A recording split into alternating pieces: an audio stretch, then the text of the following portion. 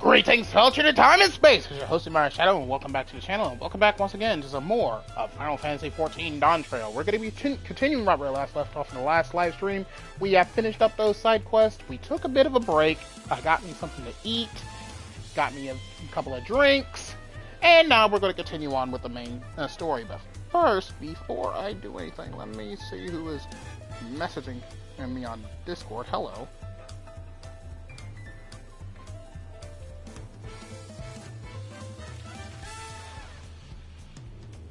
Oh, it's my buddy Britt. He's asking if I want to play games. Sorry, I'm playing 14 right now. I've already warned people that once Dawntrail came out, I would probably be not playing anything else other than Dawntrail for a while. So I do hope everyone's prepared for me to be completely silent for two other things right now.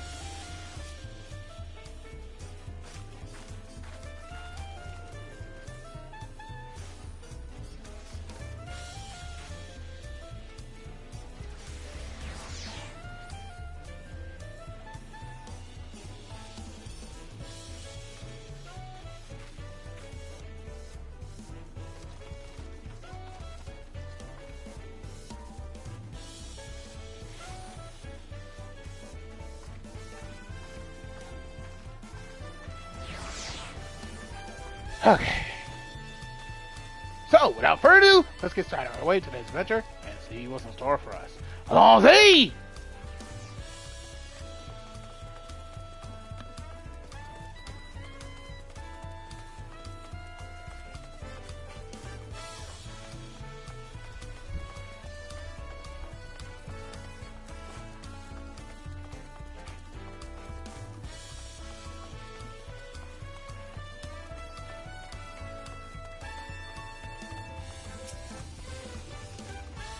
Look at us!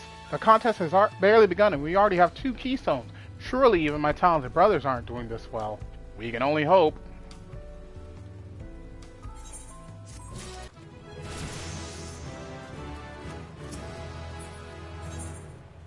Alright, we have the Uncoiled Fangs trait, which means now we have the access to Uncoiled Twin Fang and Uncoiled Twin Blood.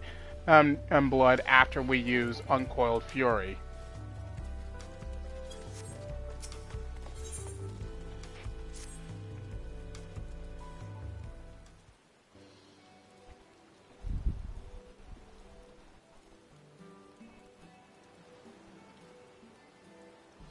We've now won keystones from both the Feat of Reeds and the Feat of Gold. Surely that means our approach to the contest was the right one.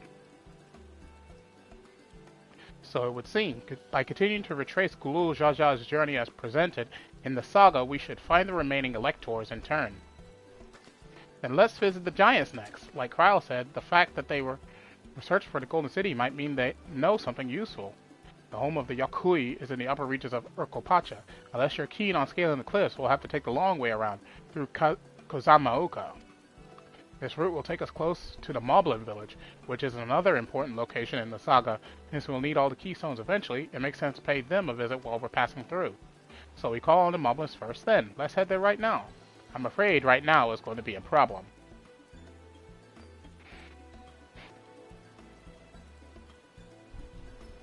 The flight of Wee Wingless, the great stairs leading to the Moblin settlement, collapsed in the storm. What are we to do then? There is an alternative, but it requires preparation. Until it's ready, you can rest at the cabins or see more of the city, whatever you prefer.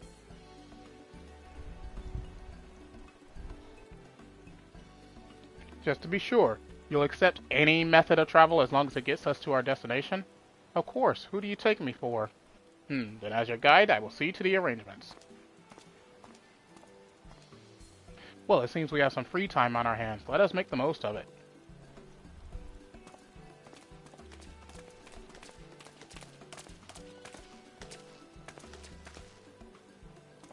I need to get my axe repaired. I nicked the blade pretty badly when I took a swing at Cool Jaja. That reminds me, I never got around to introducing you to Ropley, did I? He's the man in charge of Wachu Meki Meki, and a good person to know. Want to come along? Let's go then.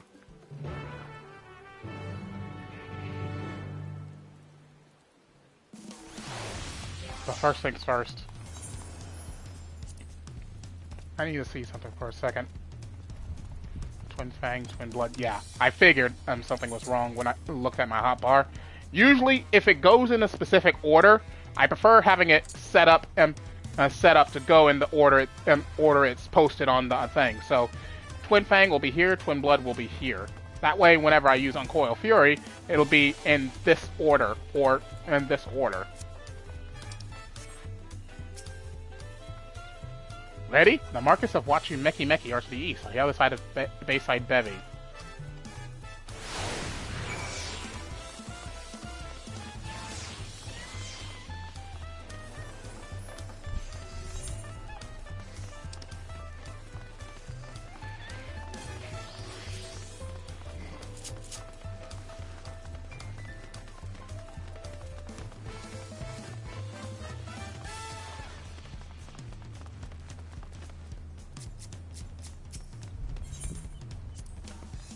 This is Auntie T's Tacos, named for its owner here, the lovely T-Soul.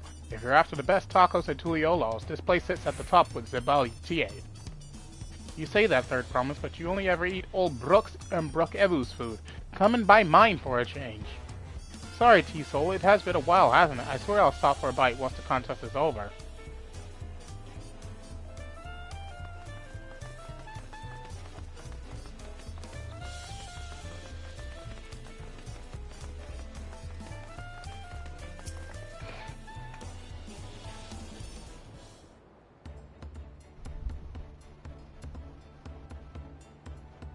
My, the Third Promise. How might I assist you this fine morning?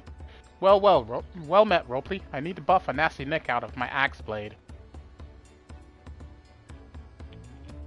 Yes, it's been chipped quite terribly. Trying to cleave rocks again, were we? Something like that. Think you could fix it? You stand among Tyrol's most prestigious gathering of artisans and ask this question? 'Tis child's play. We'll have it repaired for you in 2 shakes of an alpaca's tail. Good to hear. I leave it in your capable hands. Who's your companion, if I may ask? This is Yami, a great adventurer I recruited from across the Sol. I brought him here to meet you, actually. Thought he might have reason to visit Wachu Meki Meki sooner or later. Allow me to introduce myself. I am Ropley, humble representative of this grand center of trade. A pleasure to meet you, Yami. You there, stop dithering in the shadows and announce your business already.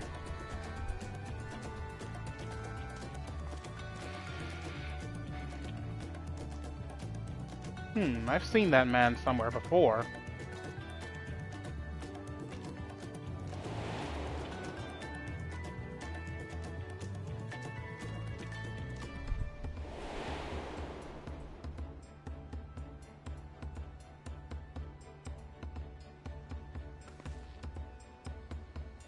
A jewelry maker you met on the voyage over. Oh, I remember. I spoke with him too. Von Gintane? Yes, that was his name. You've been loitering like a flighty admirer, or you can't pluck up the courage to confess his feelings. Out with it, then. Why are you here? That is to say...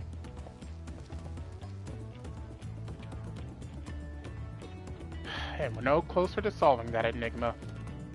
I wonder if he could use someone to talk to. I say we go and ask. Let me know by Link Pearl if you find him first.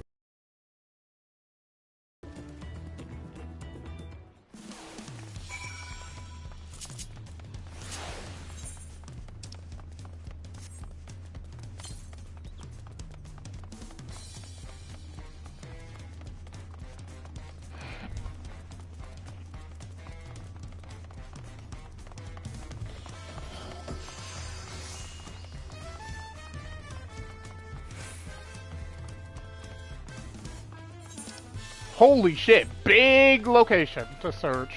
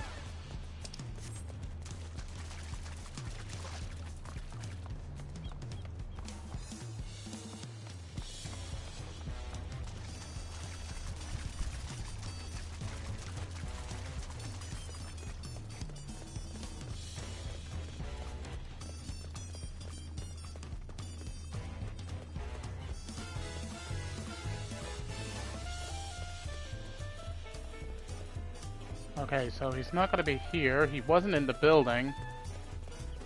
So he's got to be somewhere down below. Yeah, he's not in here.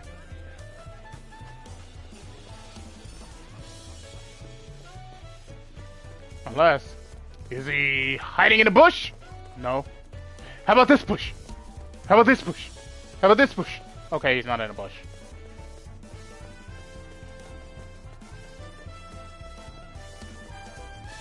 Oh, here he is. You were conversing with Master Roleplay, but wait, we've met before, haven't we? On the ship.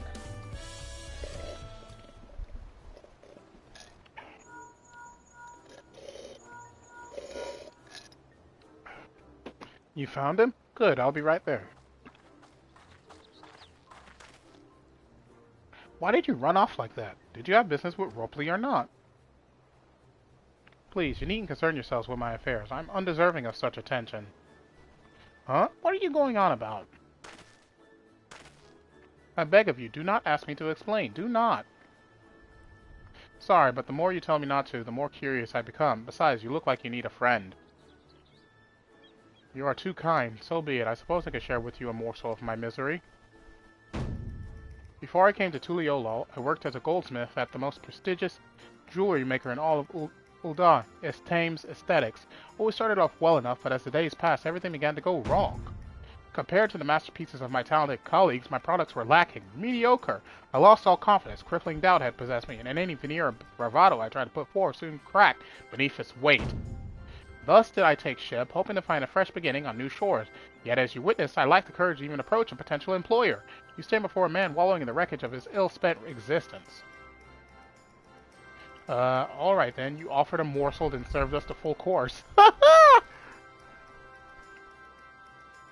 You must have really wanted someone to hear your story. If you like, I could try to give you a few words of advice. Then, you have experience with my predicament, of feeling terribly inadequate compared to your undeniably superior peers? Well, when you put it that way, yes.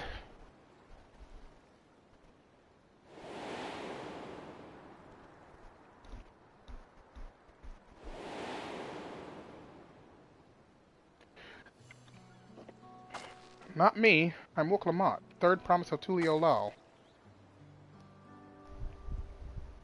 Daughter of the Dawn Servant. Oh, of course, you're a member of the royal family. Please forgive my presumptuous.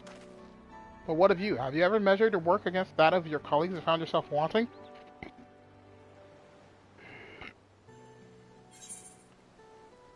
You can't measure your worth by the success of others. How can I not? Should my work not meet the same exacting standards, no new commissions will be forthcoming. What then was the point of my becoming a goldsmith?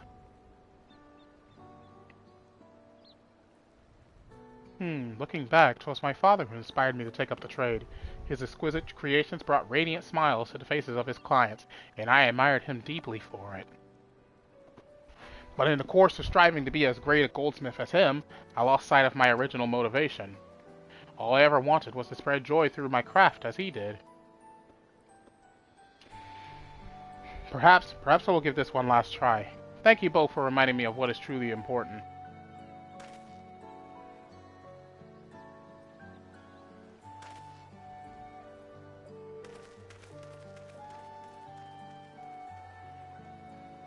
what is truly important.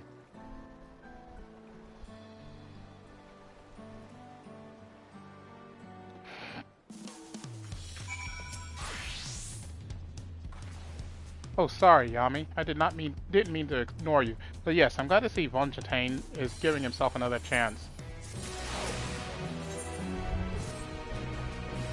I can't help but wonder if Von Chatain will follow through. Let's see if he's actually going to talk with Ropley.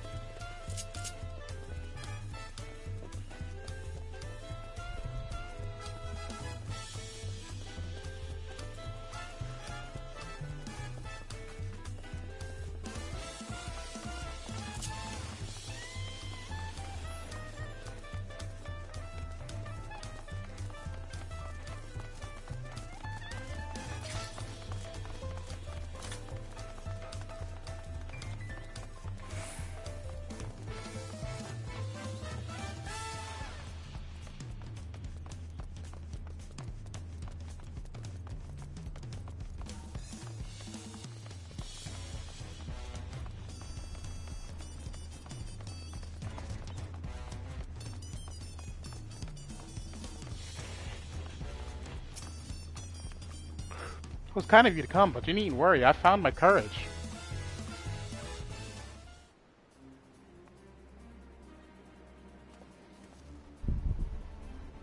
Pray accept my apologies for my earlier behavior.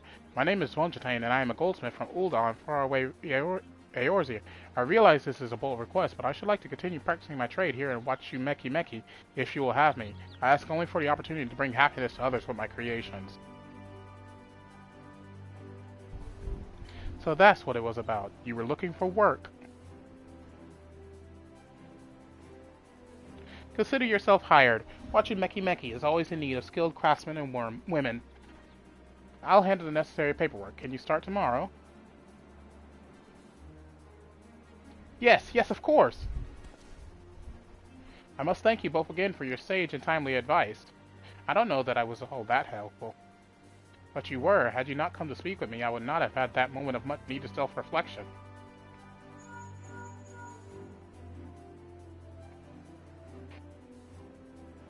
The arrangements have been made. Come and meet me at the entrance of High Tide Harbor.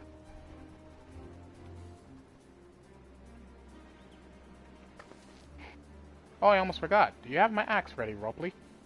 Ready and waiting. Behold the sublime touch of a Wachu Meki artisan.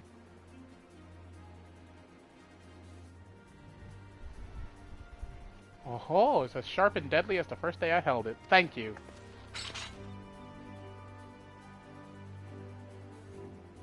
Well, good luck to you, Fontaine. Let me know if that doubt creeps back in. I'd be happy to talk you out of it. As for us, we should head for the harbor. Wouldn't want to keep Erinville waiting.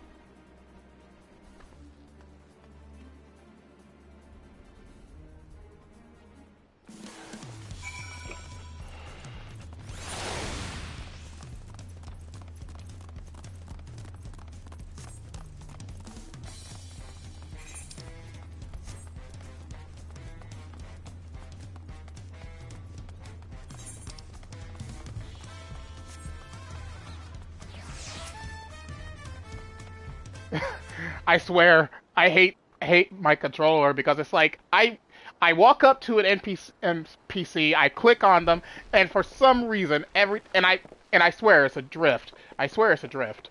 And drift. It will immediately spin me around the other way. Look there, that is my big plan.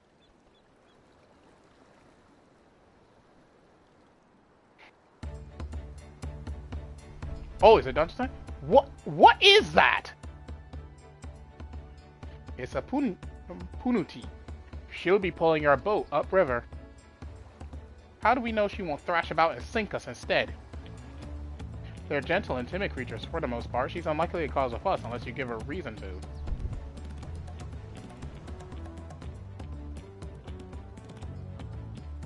First alpacas, now Punutis. We're relying a lot on animals for this journey. We should be thankful we have an animal expert as our guide, then.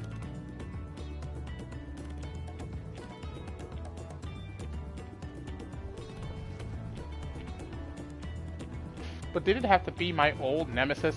Another boat. Well, I took you for someone who was up to the challenge. Was I wrong? Poor Wooklamot! No!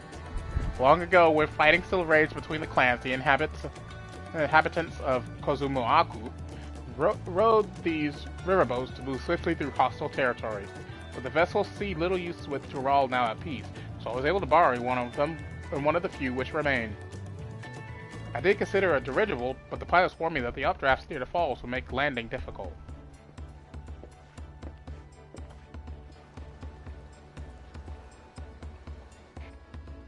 You said you borrowed one, yet there appear to be several on the water. Because we're not the only ones that had the idea. Koana!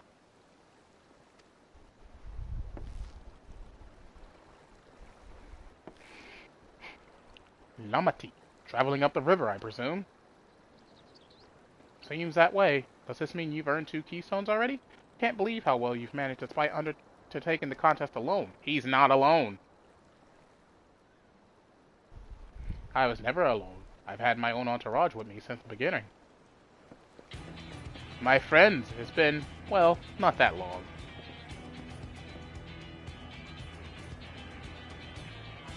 Bancred, Urianger, what are you doing here? Escorting a promise, the same as you. I'd heard much of the incomparable Archons during my time at the studio. As soon as the contest was confirmed, I thought who better to recruit to my cause. I contacted the Scholarch, who arranged an introduction to these 2 gentlemen. The second promise had specific requirements. They who would be his assistants must boast both proven survival skills and mastery of the arcane arts. Thus did Dancred and I receive the summons. My own studies concentrated on technology which our people could readily use, such as inventions born of magitech or clever engineering. Where magic was concerned, I covered only the foundation. Knowing you 2, I expect you had other reasons for accepting the job. A few. The nation of Tuliolol spans an entire continent. Depending on who wins the throne, the world may be plunged into instability once more. Ever have we striven to preserve peace? Where is our place, if not here and now?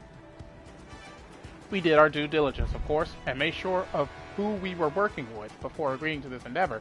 He's even more opaque than Urianger at times, but it's surprisingly... That's quite enough of that. We must be on our way.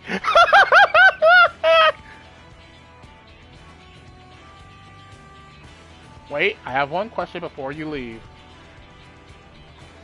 Koana and Wooklamot are vying for the throne. As Koana's entourage, does that mean you've resolved to defeat all its opponents, including us?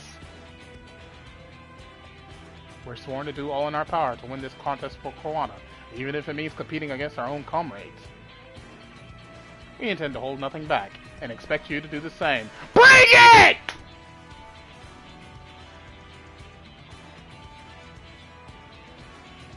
And we won't disappoint you.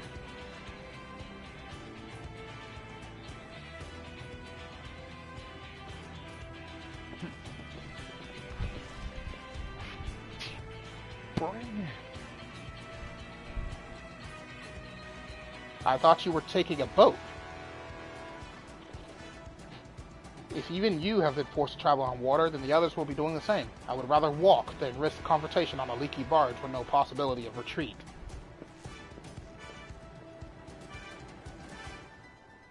It's true that I can't stand boats, but I trust the route Annabelle has chosen for us. Oh, he's flattered!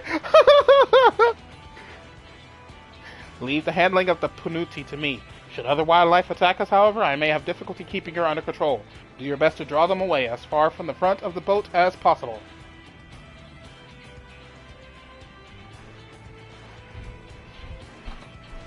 Go put my pizza away. I've already ate my fill, and I'll leave the rest for tomorrow.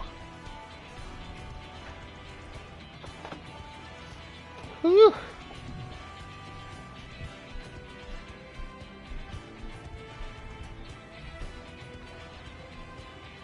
Then we shall remain on deck and stand guard, although it may be wise to have at least one of us sit up front with Aaronville, just in case. I'd like to stay on the deck. I'm eager to put my pictomancy to the proof. I'll take any chance to show you that I can hold my own on the battlefield. Then Cryo will stand on guard with Yami.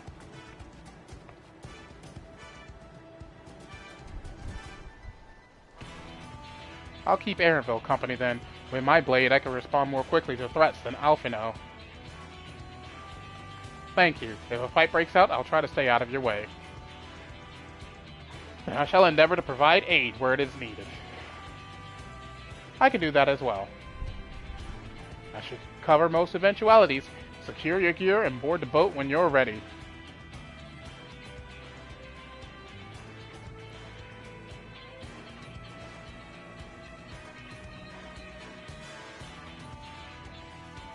Oh, this guy. Let the hunt begin!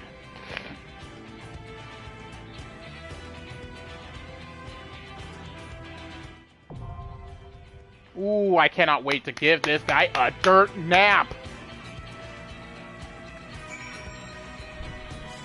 Alright! Dungeon time! Will the queue be on my side and can we get in immediately, or are we gonna have to wait for a long time? 6 minutes! Good!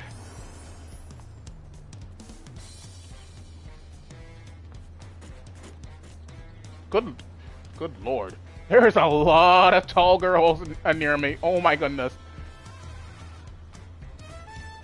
Hold on. What's this outfit they wearing? What is this? Isle Shepherd's Bottoms. Don't think I know that clothing piece. But it's not a bad piece. So we got a white mage. A Pictomancer. Good on you! You made it to level 92! And that was a summoner that just walked away.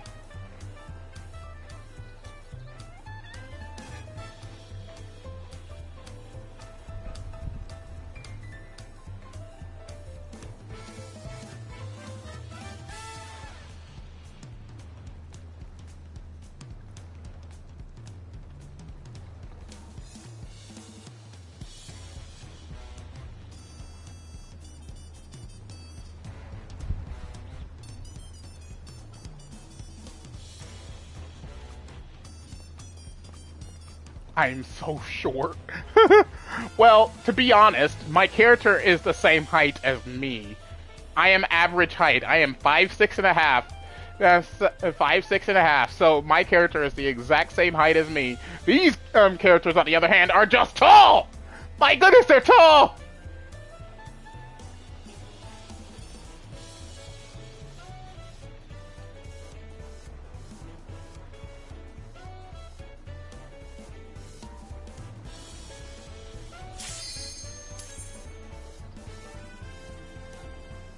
Like, Jesus, these characters are like, what, a foot taller than me?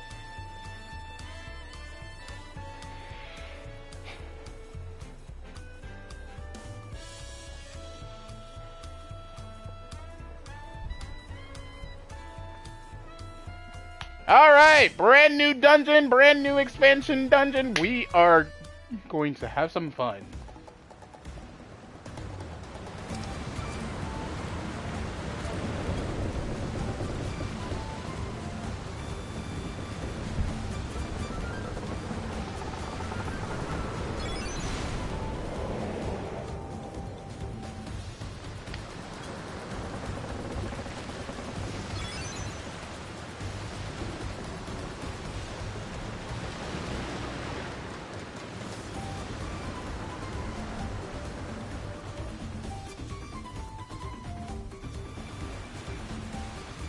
Ooh, monk, sage, and the paladin.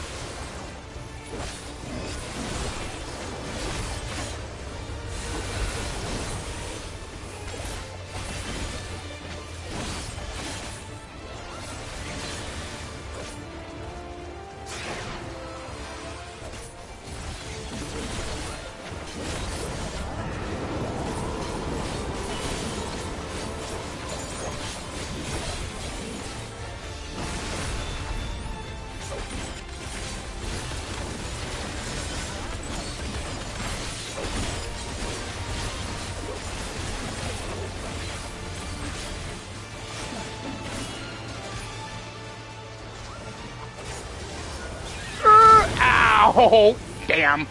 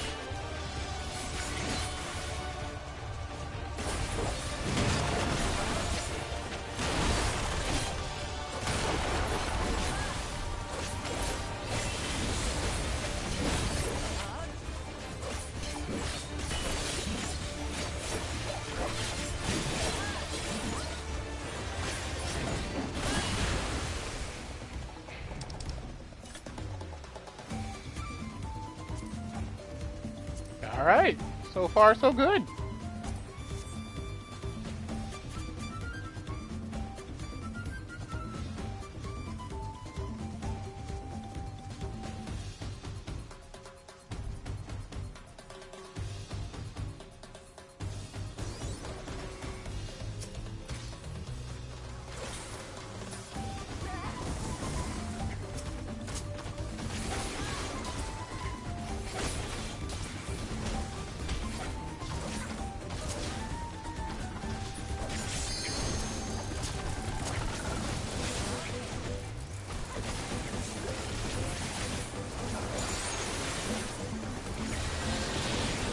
Holy ow!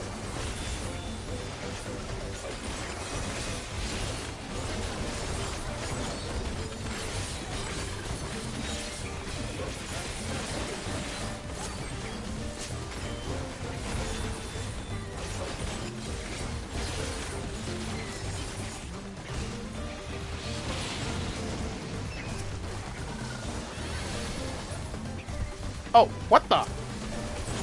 I was about to say, what's going on? Why can't I target anything?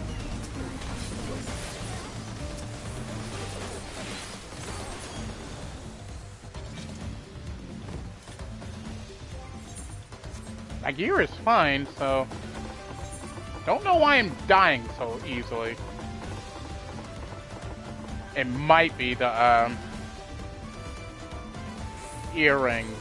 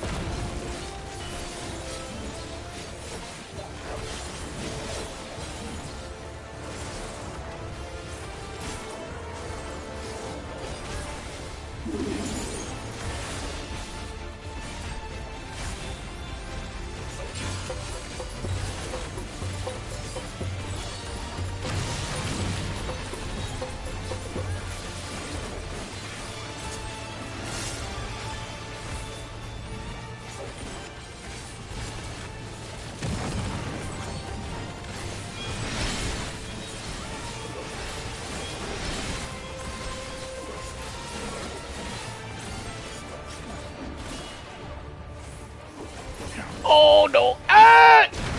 Ow!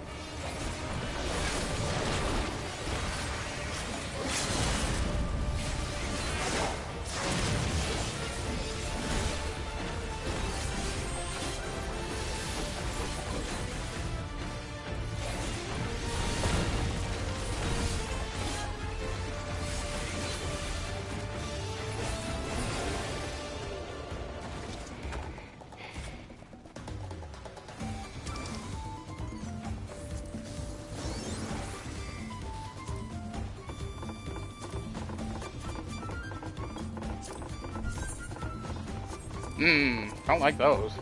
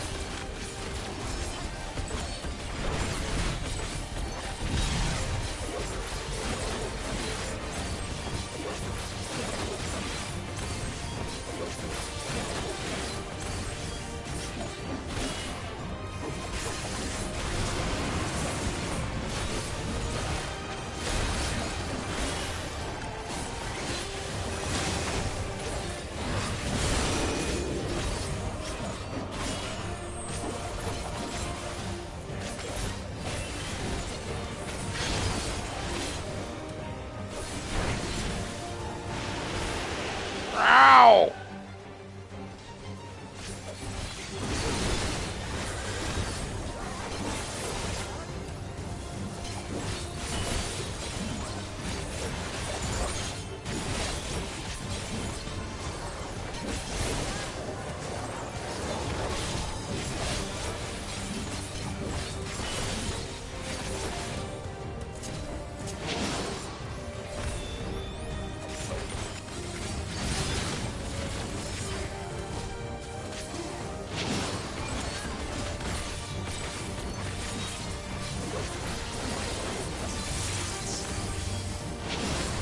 Ow! This is bullshit! Ouch!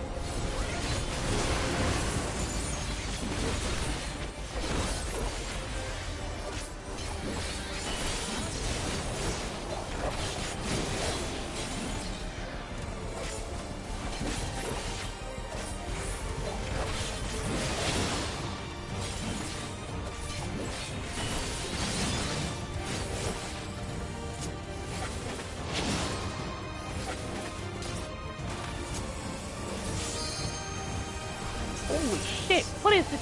Uh-oh.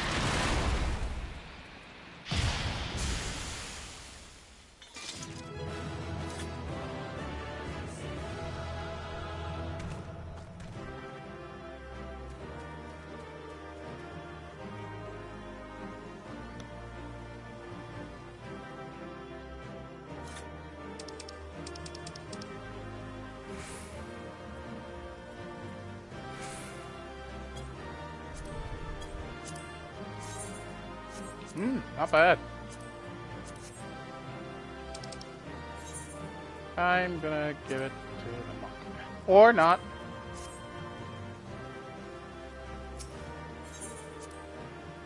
Ha! I got 3 player comms! I got all the player comms!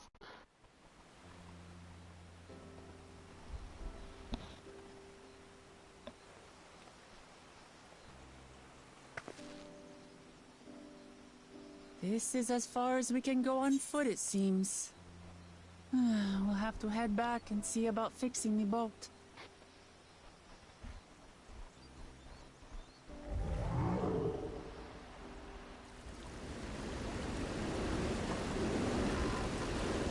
Hey! Everyone all right?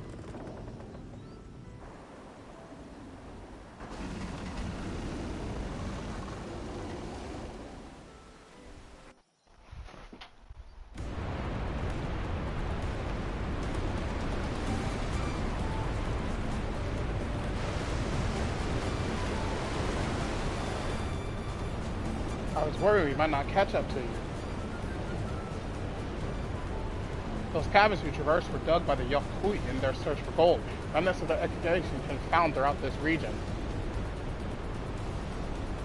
While I appreciate the lesson, oh wise guide, are we landing this boat anytime soon?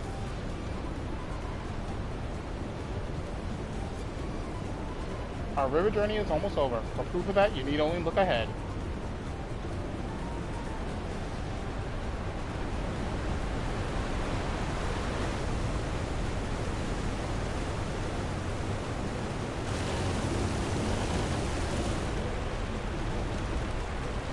Falls were impressive enough from a distance, but it's almost too much now.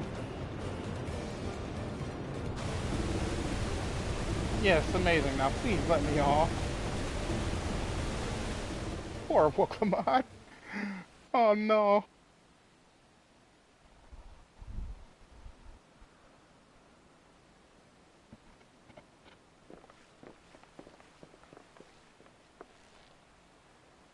No.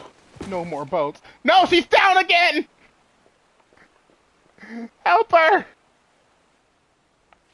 Are you? Oh, you're not alright. I should be surprised if she was. Even without the nausea, we're all spent. There's a mountain shelter nearby, a resting spot for those who've ascended the stairs. I suggest we make use of it. That would be a welcome respite. Have you the strength for a short walk, Wooklamon? We can rest along the way, too.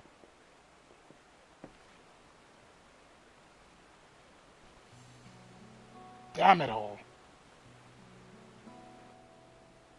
A promise is meant to lead from the front, not mule and moan like a sick kitten.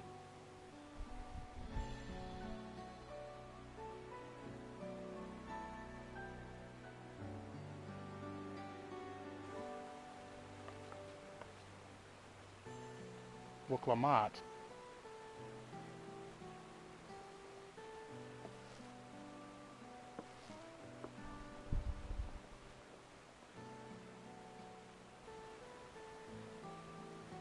Ignore me. It's the nausea talking. I'm fine, really. Lead on. I'll follow.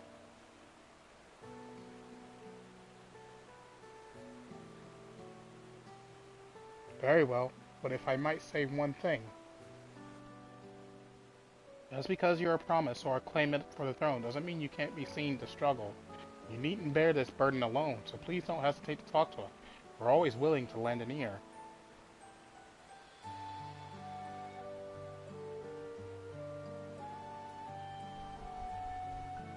But Kryl,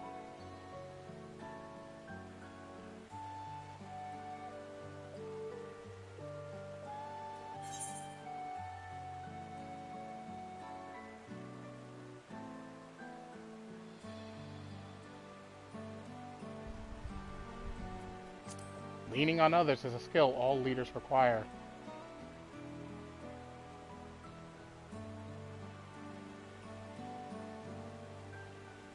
You as well, Yami? Hey, I wouldn't be who I am if I didn't have my friends to back me up. I've always believed this is my problem alone, but perhaps you have the right of it.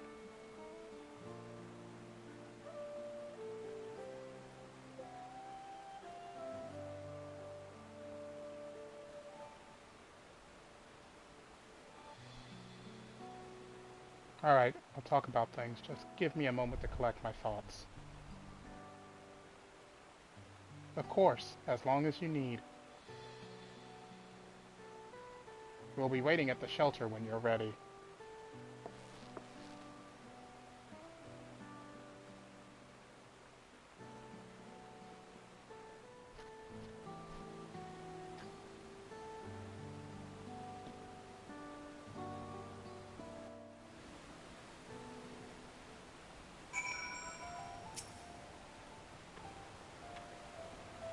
Long felt that I could never tell anyone when I was confused or hurting, that admitting to weakness would bring shame to Papa's name.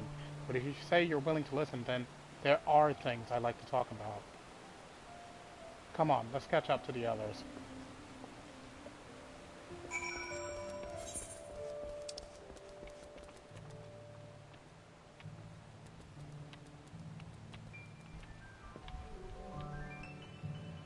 Okay, so I'm on the other side of Okanu now.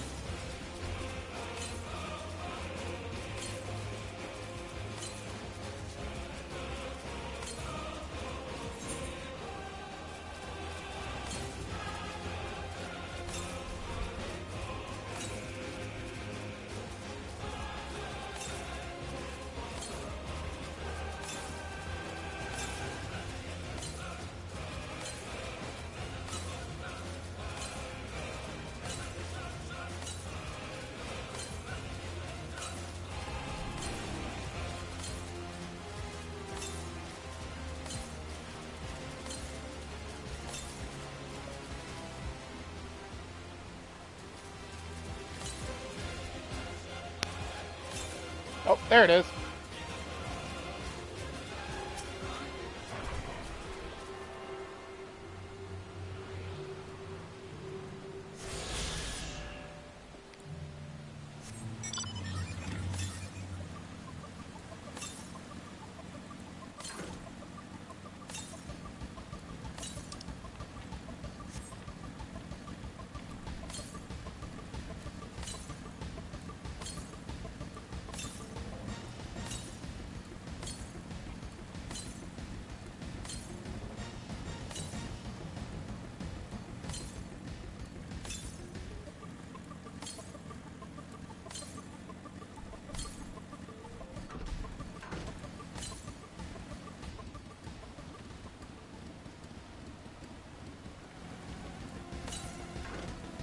Whoop, I'm driving away from it.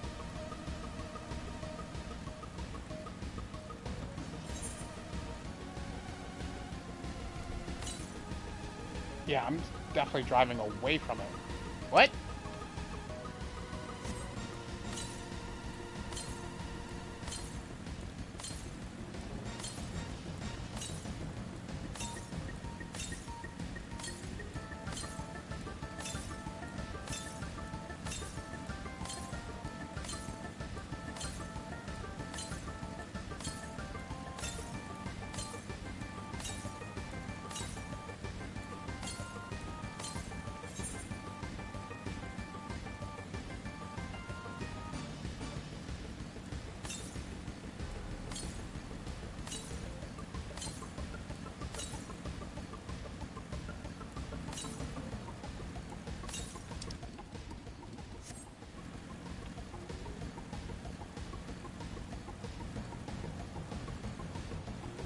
Okay, that's deep water, so I'm not making...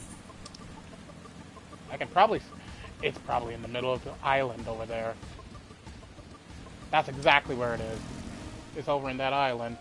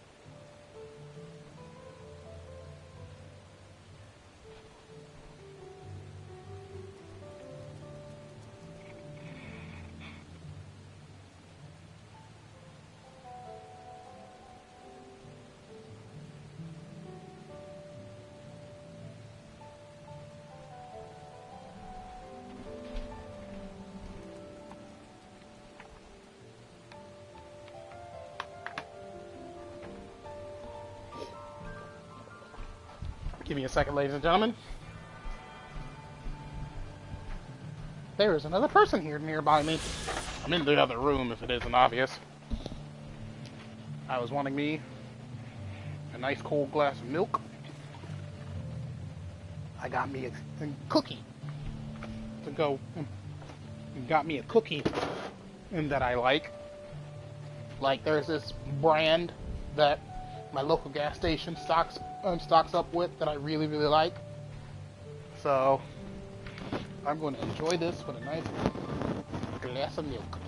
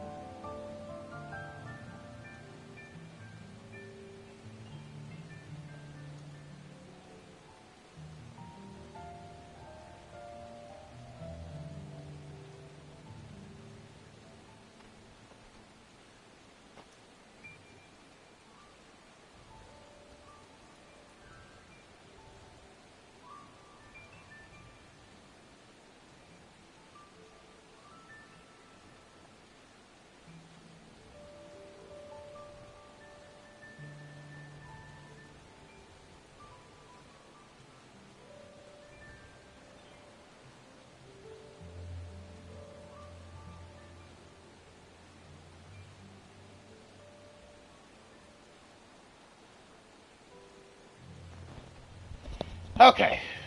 What? I picked up the wrong controller. 245 yalms to the north. Directly north of here, okay?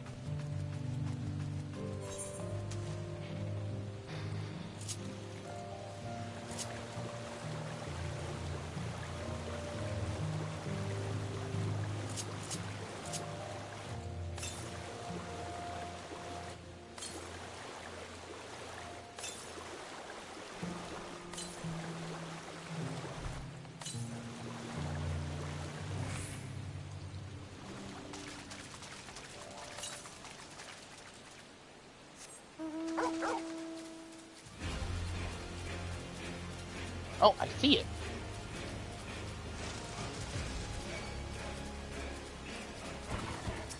Really?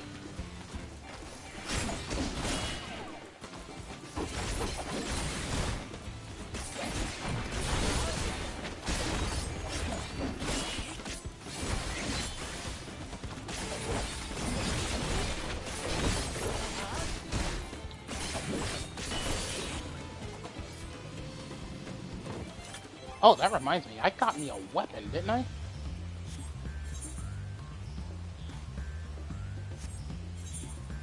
Let me see what these look like.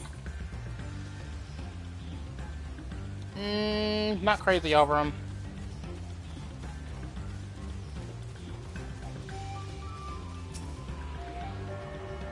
Put on a shirt!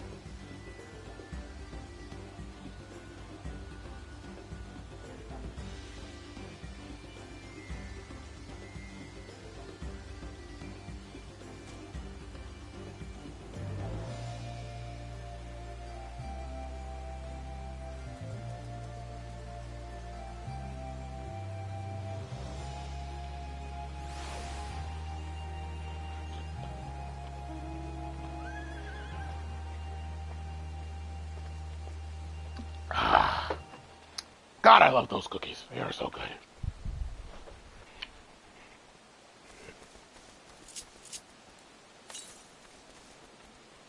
"500 yalms to the southwest."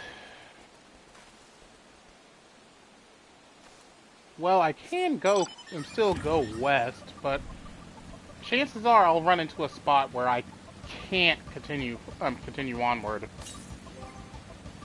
But then again, I am on the other side of the map.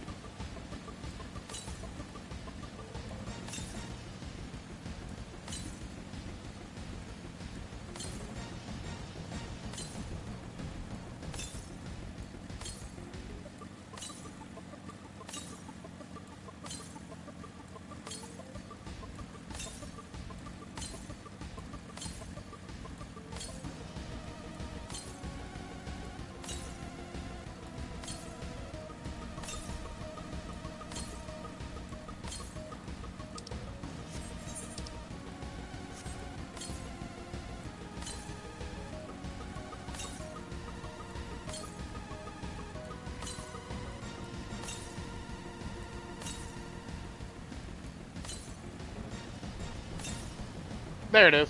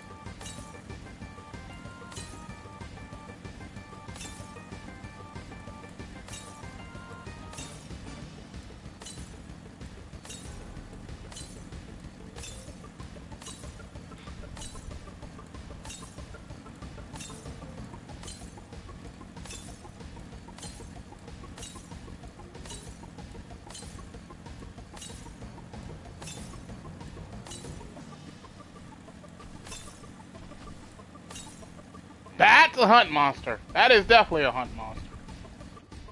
Yep, this is level 100. Don't need to interact with that. I do not have the drive to be pet today.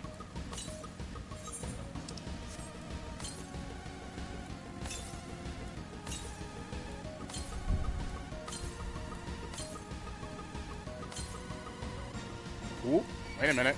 Wait a minute. It's on the other side.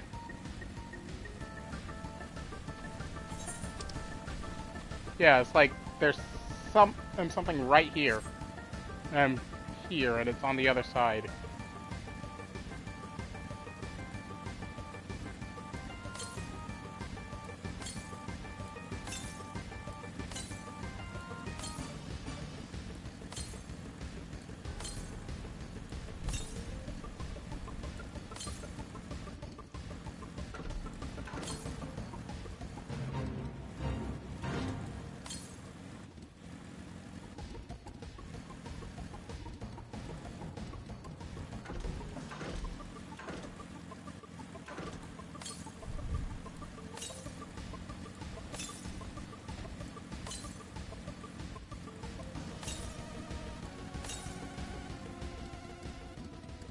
Is it up there? Oh, that's a hill! Wait a minute. It's in the cave. There's a cave here. Wow.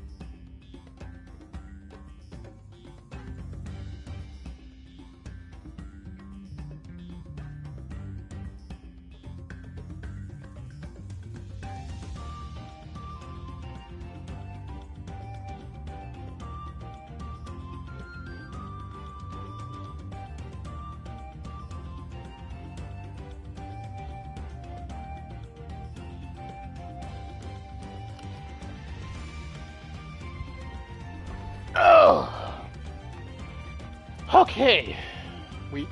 That is all the ether currents for this zone. There's no more out in the wild.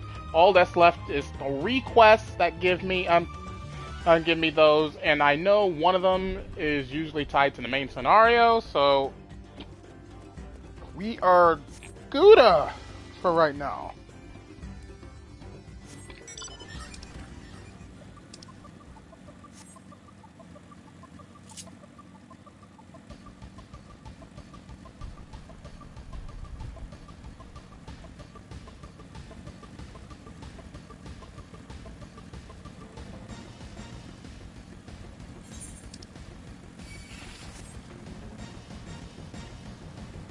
Oh, someone's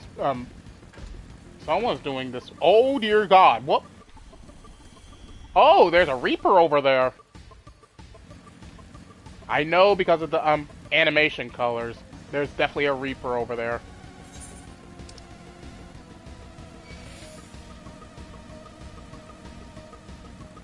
There was another Aetherite somewhere around here. Oh, right here. If we can go into this town, I would love to go ahead and get this Aetherite here.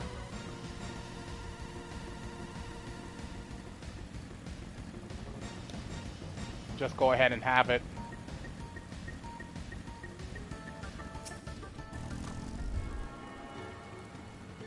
Oh wait, this is...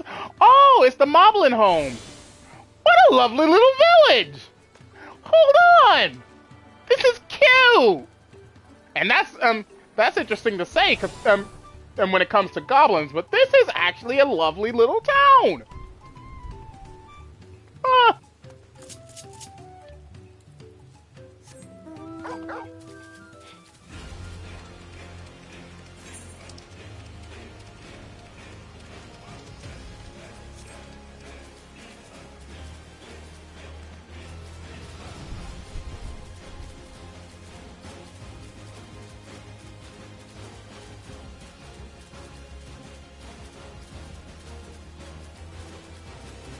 My goodness, everything is so vibrantly colored.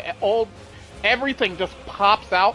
If I had me a 4K TV, which I do want to purchase me one, so I have a 4K TV that runs with HDR, this would look amazing.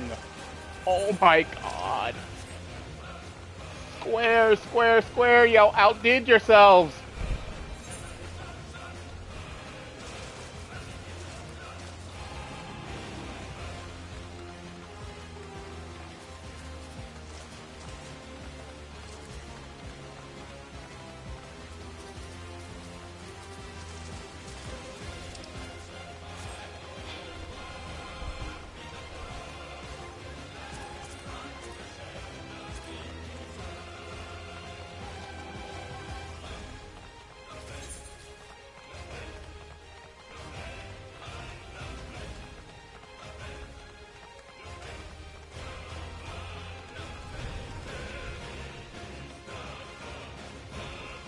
Well, my friend is online.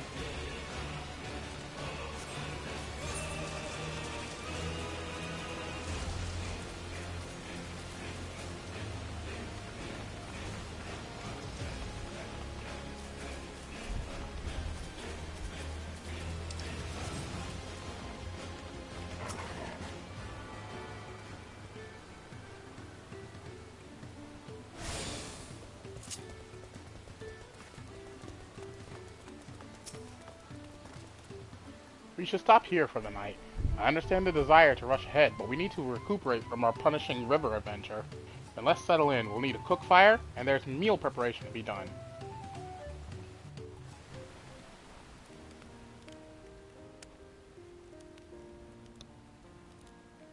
I've been meaning to ask, but how does one become the adopted child of the Dawn Servant?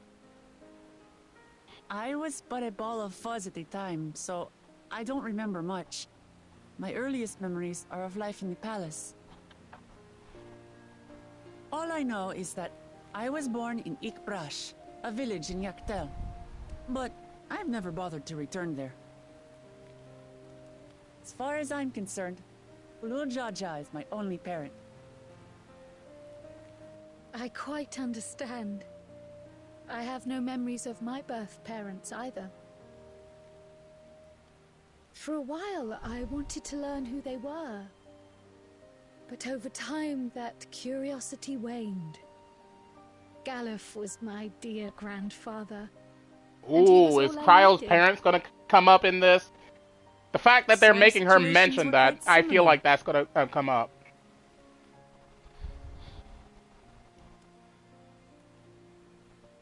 Even though Papa already had a trueborn son, he raised me and Kona with no less love.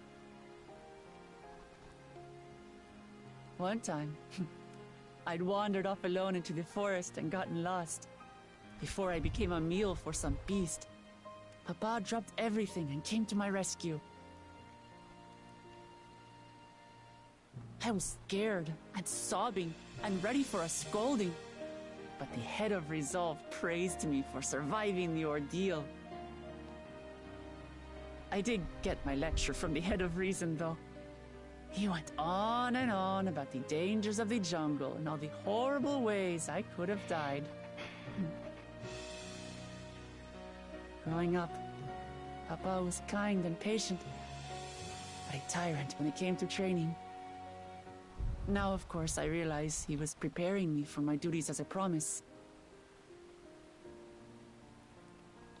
For all the good it did.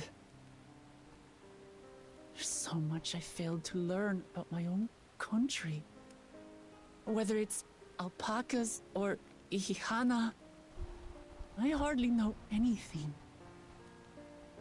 I've lived such a sheltered life, yet convinced myself I understood Tural and its people.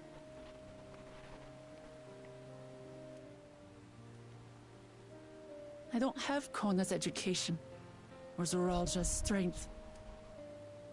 I'm all bluff and bravado, not fit to bear my title.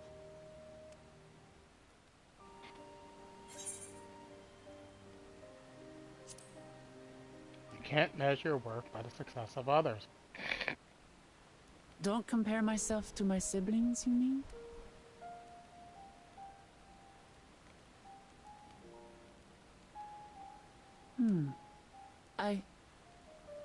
I think I see what you're saying. My reasons for joining the contest have nothing to do with my brothers. It's always been about the Turali and what I can do for them. You said it yourself. How important it is to properly know something. To hear the voices of others, empathize with how they feel, and think how best to serve. In so doing, you'll come ever closer to being the person you wish to be.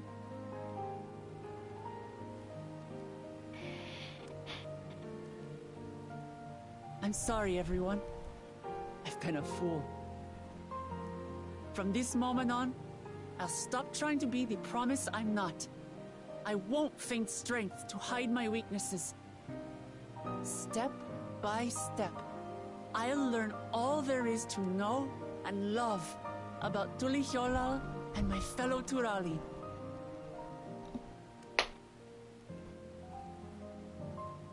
It might not be the smoothest path, but it'll be a path of my own making. And this is why I am down to support you the entire way. For all of us, along with the answers you seek about your grandfather, Kryle. I swear.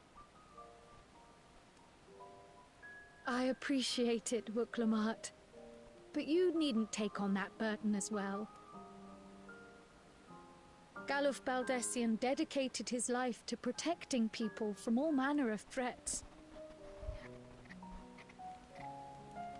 As his granddaughter, I wouldn't wish to endanger others for the sake of a personal investigation.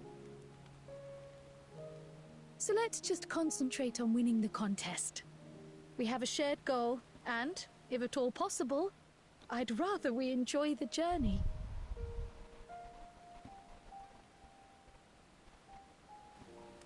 Hear, hear. We are companions on the same road, bound for the same destination. With our combined talents, nothing will stop us from reaching the Golden City. Thank you. Thank you all. I am proud to call you my friends.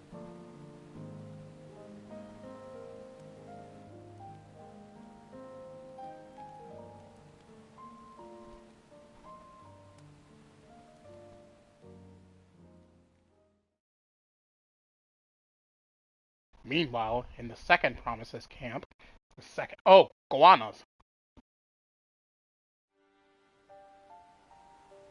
Thank you. Thank you all. Oh, they are near. My friends. They are really near. They seem to be enjoying themselves. Are you sure you don't want to go and say a word to your sister? Nay, there is no need for that. But what of you two? Wuklamat's allies are your comrades. It must feel strange to be rivals. Helping you has made us rivals, aye. But we're not about to break into fisticuffs over it. Unless, of course, it is a matter of winning or losing the contest. Then I'll have no qualms about putting Alizé on her rear.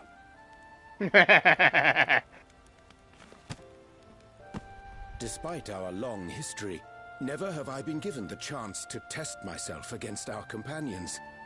The thought stirreth within me a most unexpected sense of competition. I say bring it! Bring it, pretty boys! Lamachi has surrounded herself with distinguished figures indeed. One of the Studium's finest graduates, the head of the students of Bardessian. And then, there's Eorzea's vaunted champion.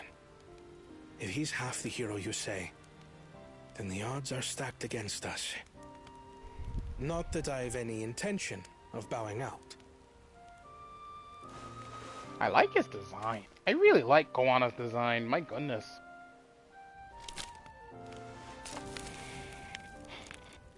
Our time in Urkelpacha only served to strengthen my resolve. We saw how a single storm cut off the alpaca roots and threw my people's lives into disarray. Such uncertainties are why I advocate for the adoption of Sharlayan innovations, that Tuli Yolal might know greater stability and prosperity.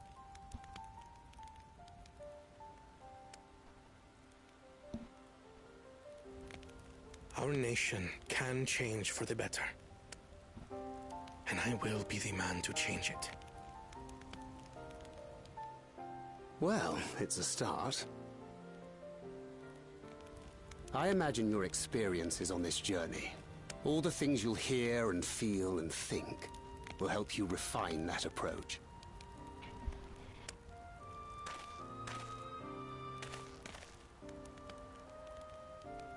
But to return to the subject of the rite, I'm a touch concerned by the condition for victory.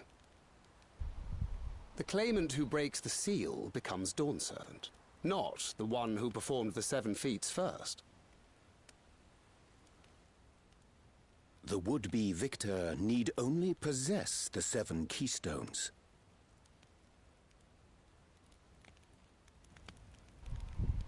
That is correct. As the contest wears on, we must brace ourselves for greater conflict.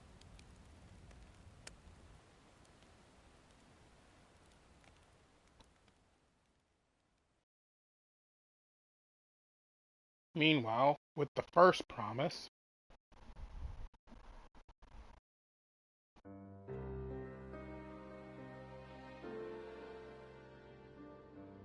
your rivals still lag behind. The second and third promise may have recruited competent lackeys, but none compared to you. How can they hope to compete with the resilient son? The only child ever sired by a two-head. Only the ignorant or foolish could fail to see that you were born to be Dawn Servant. Such titles mean nothing.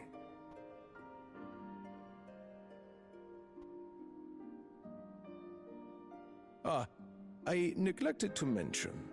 When I first heard the rumors that the contest involved the Golden City, I spoke in confidence with Gulul Jaja's inner circle. They all agreed on one thing. Whoever reaches the City of Gold will attain a power so great, it can dictate the course of history. If this power truly exists, then I humbly beg a fair share of it. Time is passing, and I would put my plans in motion without delay. The useless tool is cast aside after all. And just so there is no misunderstanding, you consent to this course, no matter who is made to suffer. In battle, everyone bleeds. The Dawn's promise is no exception. What better lesson to teach our people the folly of war?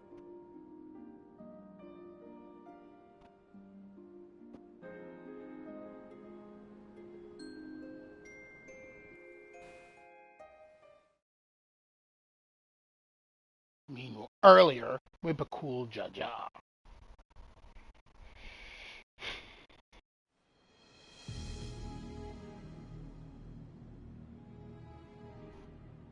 I was hoping for a good scrap, but this bloated sack of bile was no challenge at all.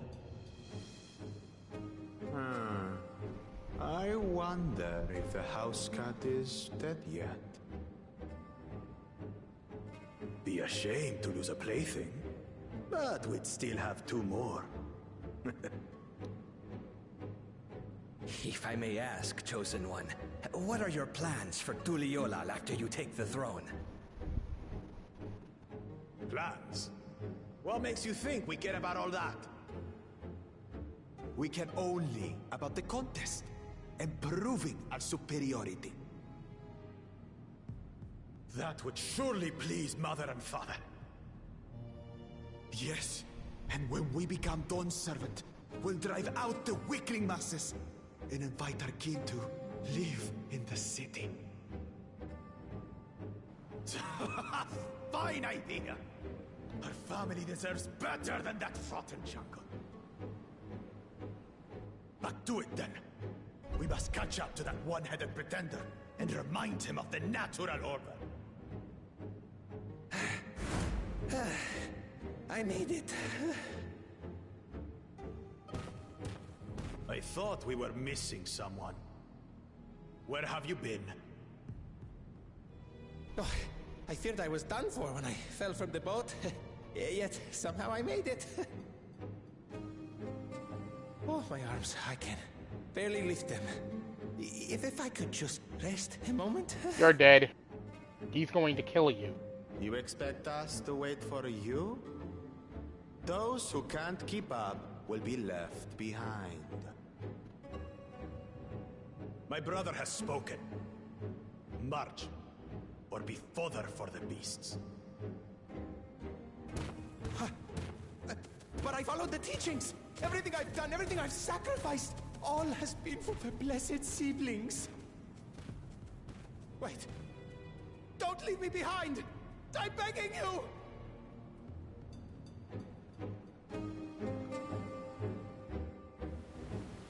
This is the man you want to follow.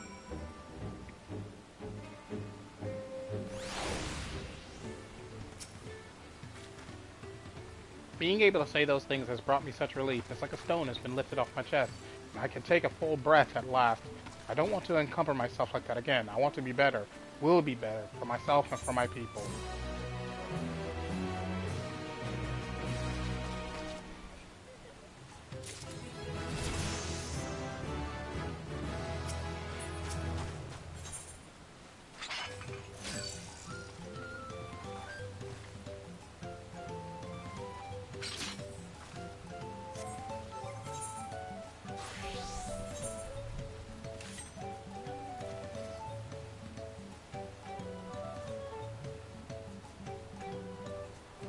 What? I never got any earrings. I didn't even find a pair of earrings.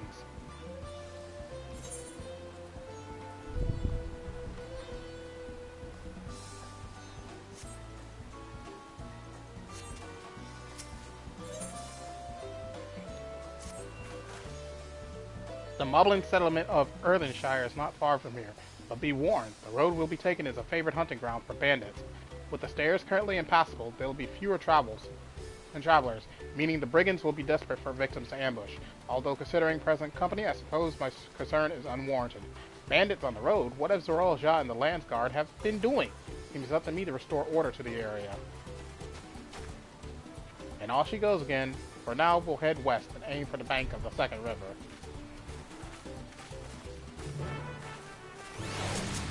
Let me backtrack for a second because I haven't seen anything for earrings. Like I didn't get any. All the quests I've seen thus far didn't give me any earrings. And I need a pair of earrings.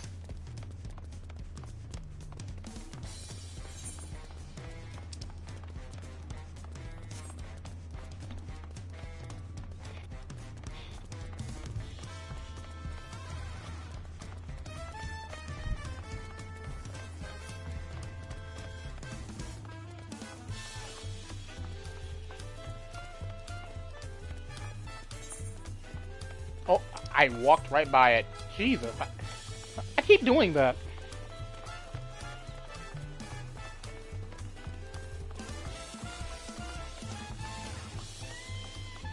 Let's see here.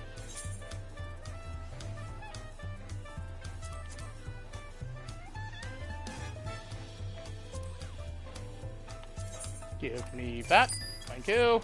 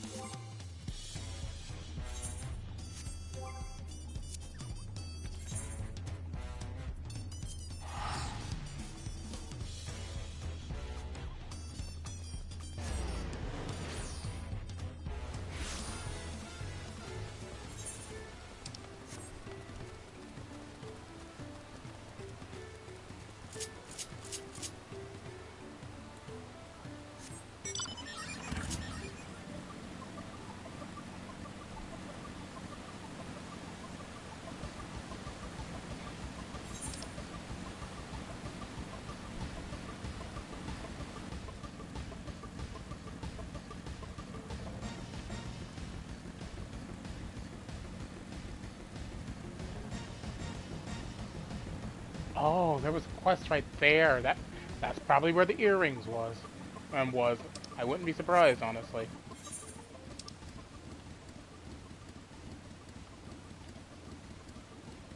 You know what? I'm curious.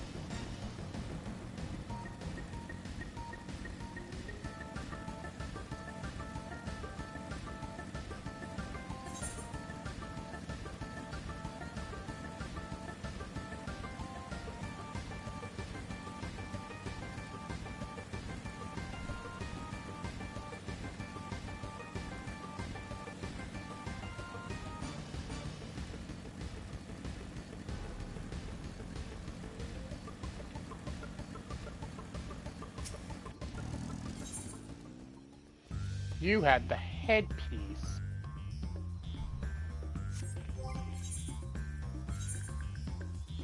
And I didn't get a headpiece. The main scenario didn't give me a headpiece. Gave me everything but.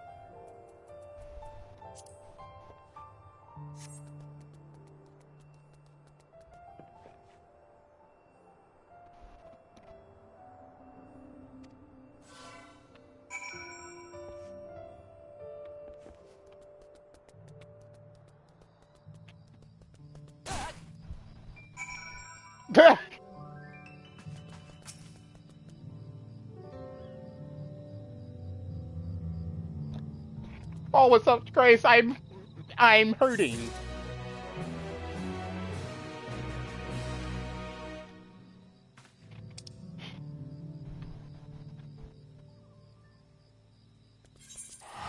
And if the headpiece was here, the earrings had to be in the other location somewhere. But that's weird. I saw all the quests there. Nobody had any other gear pieces. Unless it's here and I just overlooked it.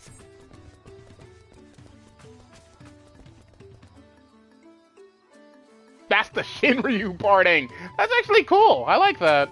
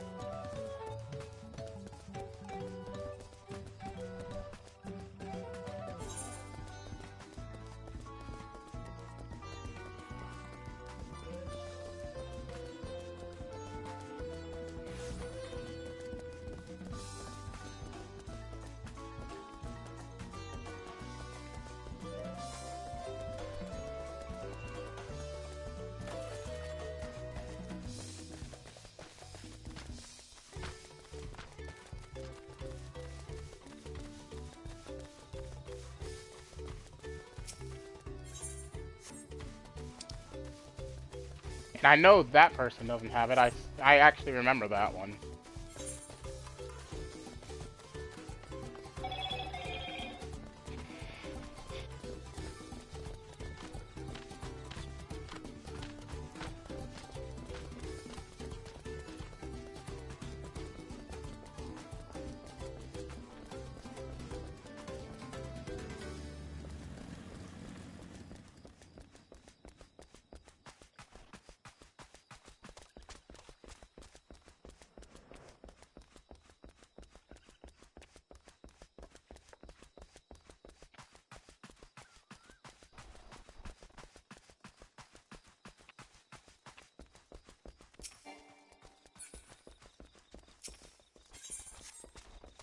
Okay, so you don't have it, and you don't have it, so go back over to watching Hello.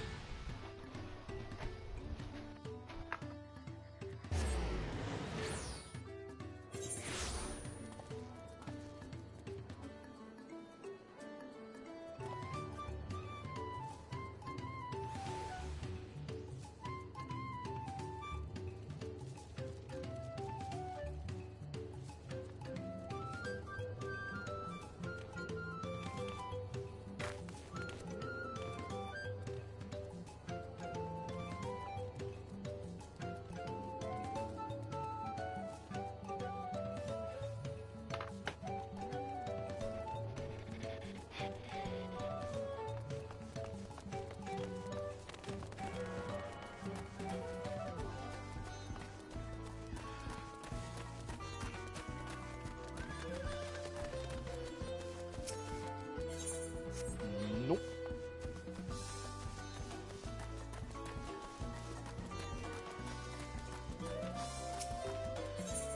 Nope.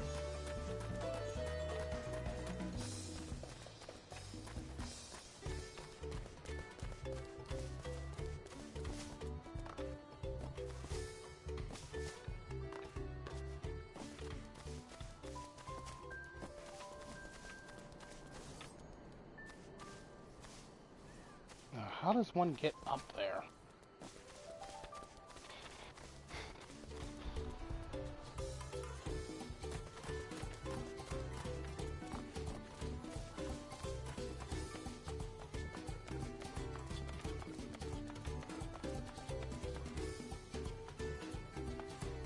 Still above my head.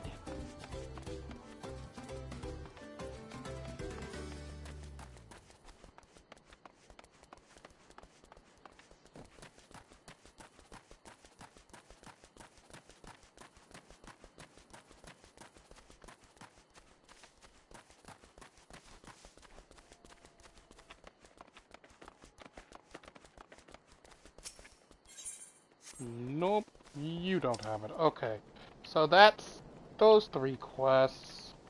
There's that one there, which I'm pretty certain doesn't have it. And then those 2... Oh my god, there's one way over there.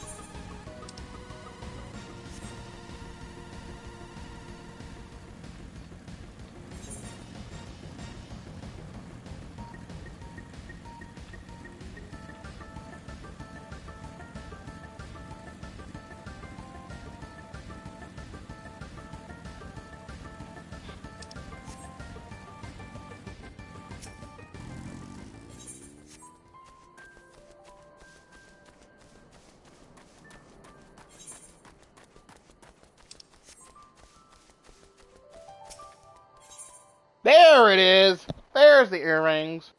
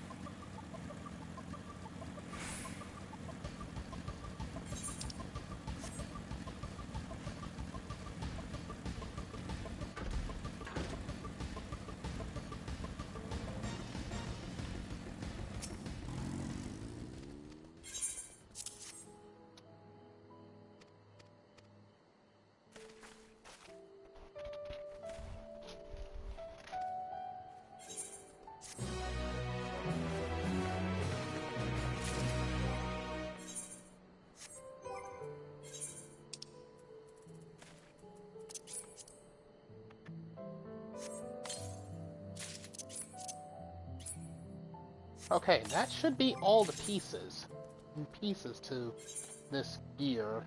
So let me see what this fully looks like. Oh! Yeah, I would have never wore this.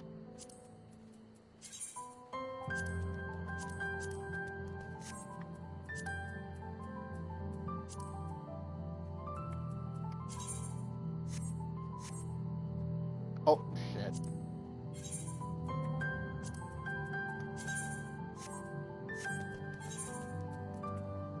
Wait, no pants?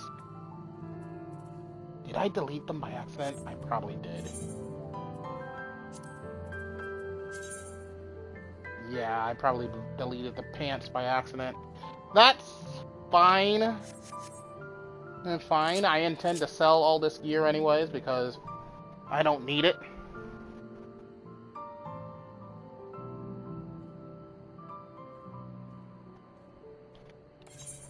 Need it, so you know what? I'm gonna go ahead and put all this on the market board because I have no intention of using it.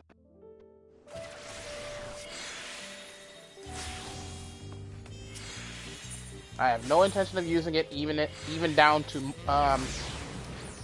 glamour, because I do not like how it looks.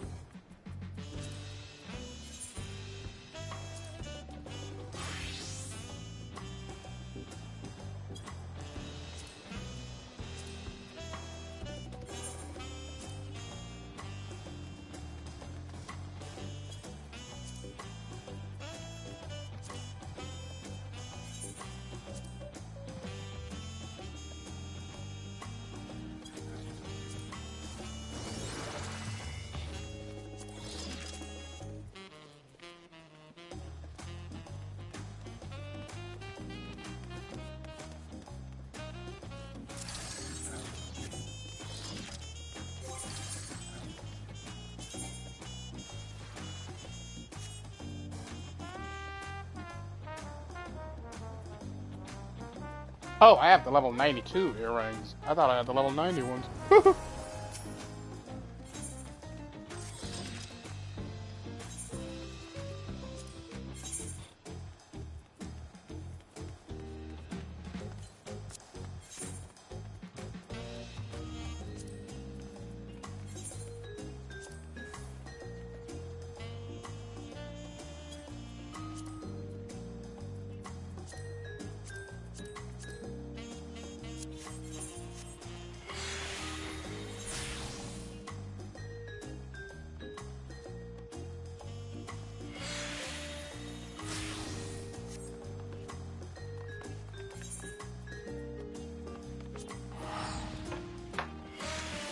And I will be right back.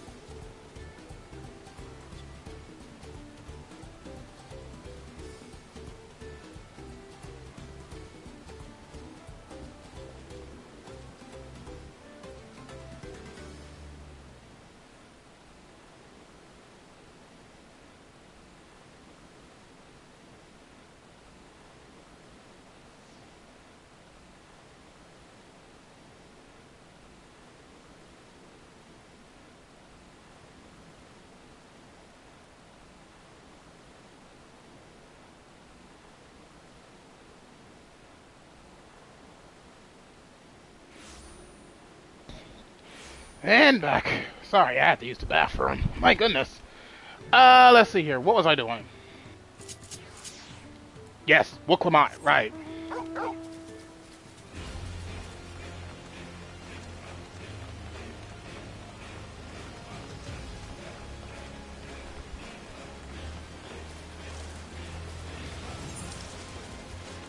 And so far, there's no quests here. Like, there was nothing there, so I don't expect to see any quests showing up there.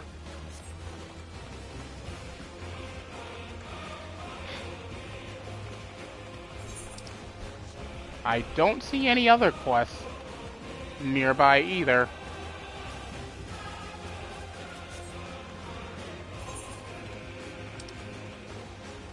But there is, like, nope, that's where we're heading. We're heading to Earthenshire. So there's nothing here aside from this. So there's going to be a lot of quests put here. Well, where are these bandits? Apparently they're not foolish enough to attack a party of this size. Earthenshire is a little further ahead, on the opposite bank of... Oh, I'm not going to try and pronounce that. But let's other side of the river. But let's remain vigilant all the same.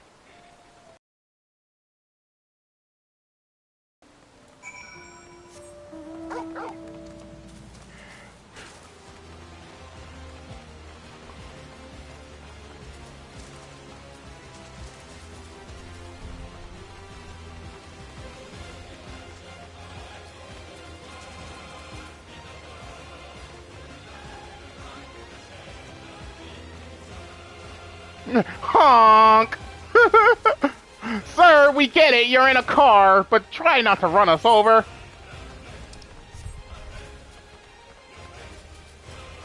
It's over, especially not the puppy. Do not run over the puppy.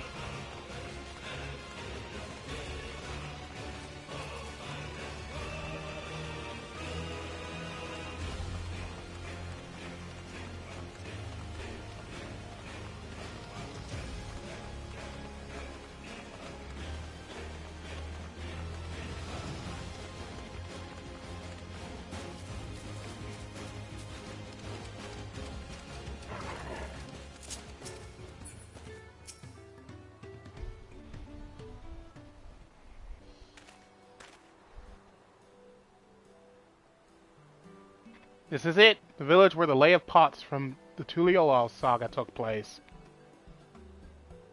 Earthenshire, Idleshire. Might the similarity be a cultural inclination, I wonder? The settlements themselves couldn't be more different, though. This shire appears custom-built to resemble Pots, while the other is a repurposed town.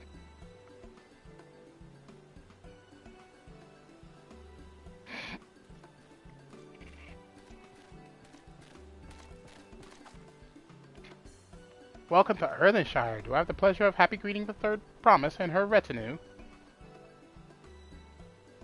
That's us. We're looking for the Dawntrail Selector, if you happen to know who that is. You're exchanging tongue flaps with her right now. Ridderrock is the elector you seek.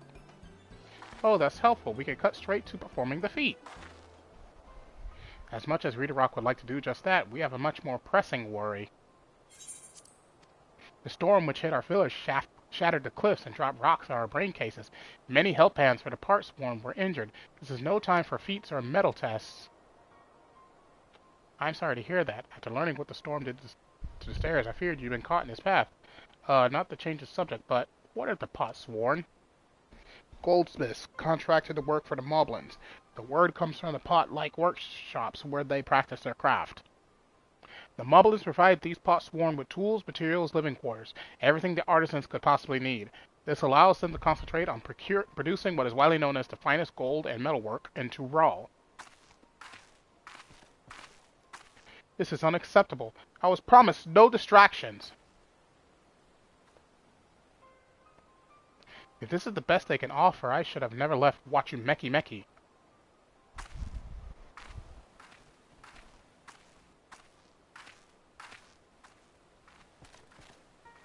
You see, the pot sworn desert us. Without enough healthy help hands, we are failing to uphold our side of the pot pact. Should all our pot sworn leave, Earthenshire will grind to a halt. We have to do something, and do it soon. Then let us stand in for the injured helpers. It will give me the chance to learn more about your people and your village, and if it brings us closer to beginning the feat, then all the better. This is strictly part of the contract, so I don't feel obligated to join in. Take a rest while you can. Of course I'll help.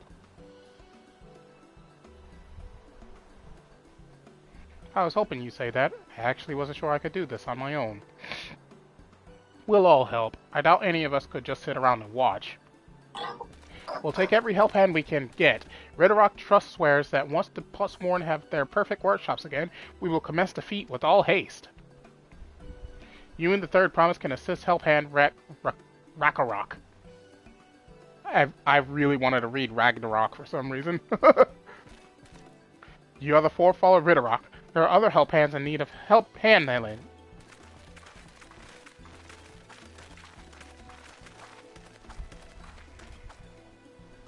I really appreciate you pitching in.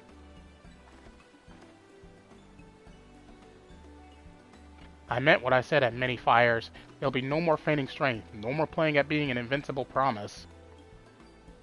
If there's one thing I've learned on this journey, it's how practiced you are at aiding those in need. And I mean to make the most of having such an incredible mentor at my side. Now let's find this Ragnarok fellow and see what we could do for him.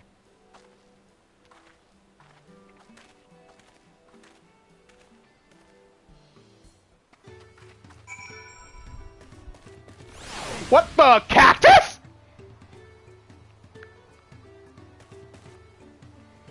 So many cactuars, and they're all using the exact same thing. Huh.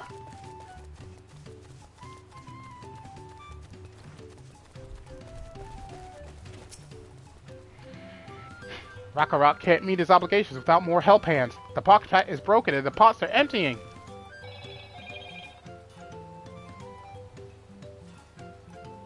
You've come to aid Ragnarok? Ragnarok accepts your hand lending with joyous feel smiles. If we could offer the Potsworn their promised good living, we might save the day yet. Oh my god, I hate reading the goblin dialogue so much in this game because it's like, why are they butchering English? Stop it!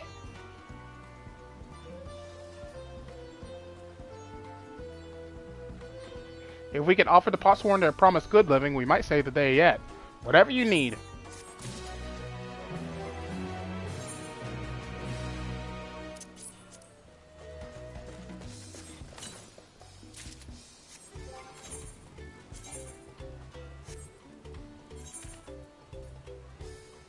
This is surprisingly still...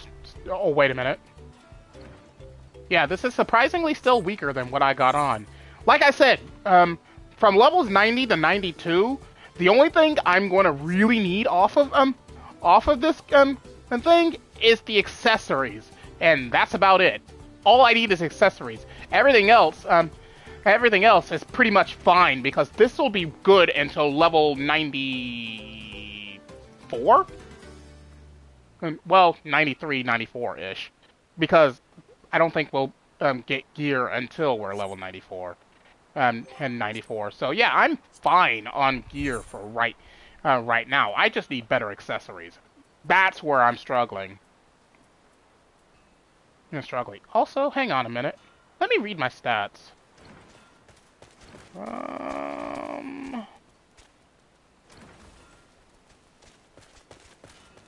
Vitality 3,583, strength 407, and let me compare it to my samurai, because my samurai, while it has weaker gear, I'm curious. Holy shit! It has way more health and way more strength. What?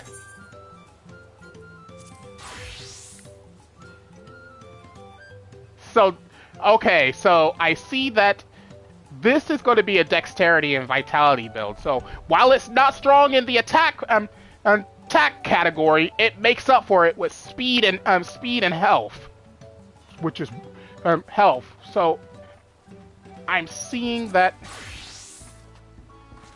Wait, attack power is actually higher. but my overall strength stat is not that impressive. Okay. So that's something I gotta work. So when it comes to building my relic weapon, depending on what they do with the relic weapon this expansion, I gotta worry about making my dexterity and vitality build. Dexterity and vitality my strongest output, and it's also defense is 2,794. 2,733. Surprisingly, defense is actually higher on the Viper, which, well, that's obvious because I got stronger gear than my Samurai. But what? Actually, no, I don't. I don't have stronger gear than my Samurai. My Samurai's all decked out. Actually, wait a minute. No, I'm lying. I'm lying. My Samurai isn't all decked out. I have raid gear on. So it makes sense that I'm squishy, and that my Samurai is actually weaker. It's weaker in some spots, but its strength output is through the roof, which makes sense when it gets right down to it. Aside from Black Mage, I'd say that Samurai is the hardest hitting melee DPS if played accurately.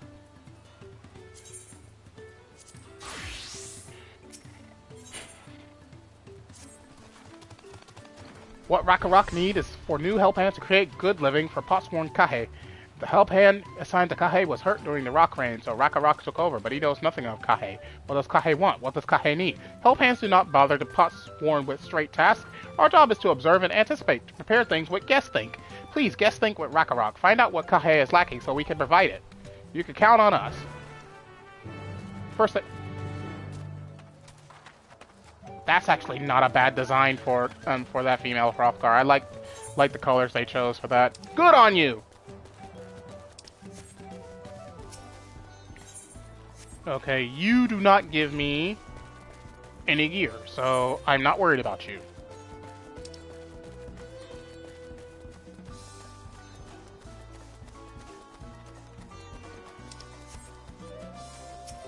And you do not give any gear, so I'm not worried about you. Vagnobrock! And you do not give me any gear. Okay. Nobody gives me any gear. I don't need to worry about them right now.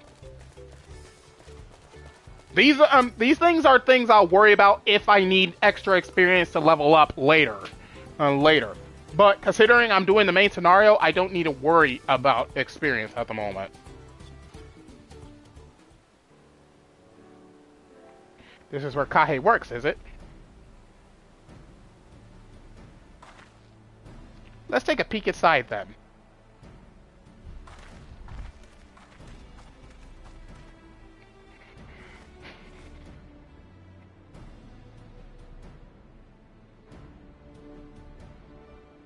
That must be Kahe.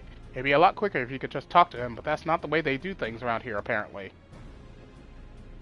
We'll have to leave him be and try our hand at some guest thing. Oh no, we have to guess what he needs. Inspect the workshop. You may move the camera as well as zoom in and out.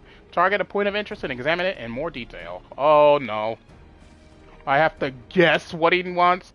I'm usually very bad at these kind of things. And things when it comes to this game.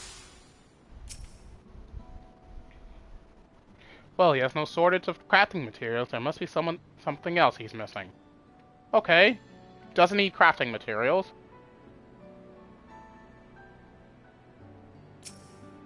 He's got food, but he hasn't touched it.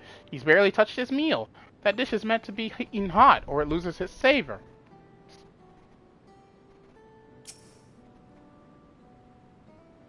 He must be boiling sitting so close to the furnace. There's no airflow to speak of. How could anyone work at that stifling heat?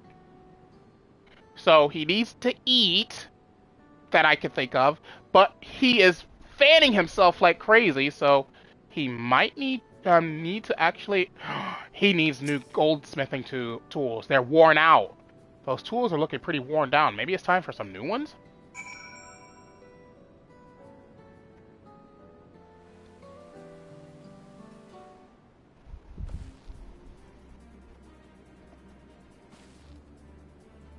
Alright, after taking a good look, I think I have an idea of what things Kahei might want to improve his working conditions. Let's head back outside and talk to Rakarok.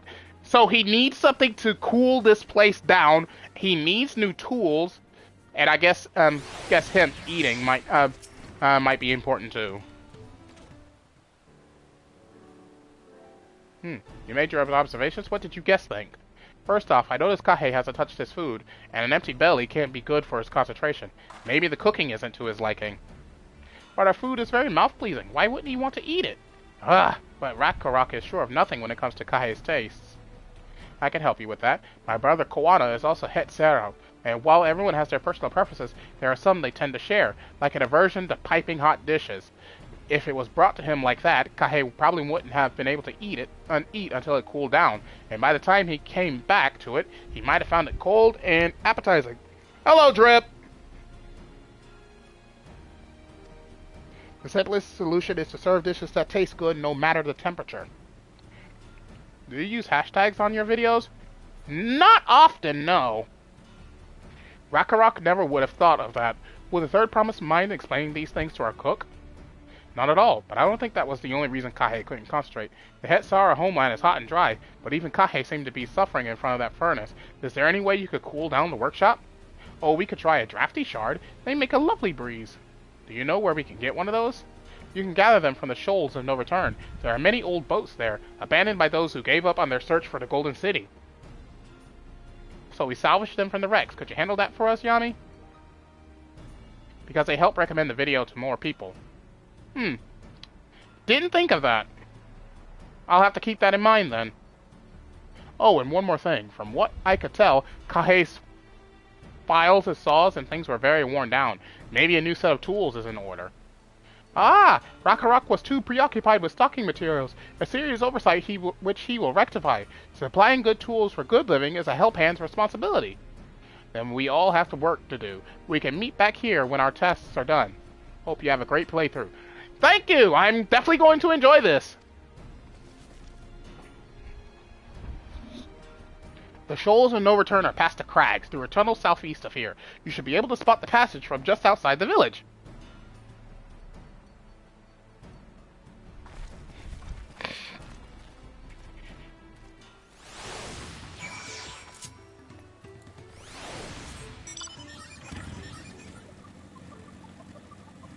Okay.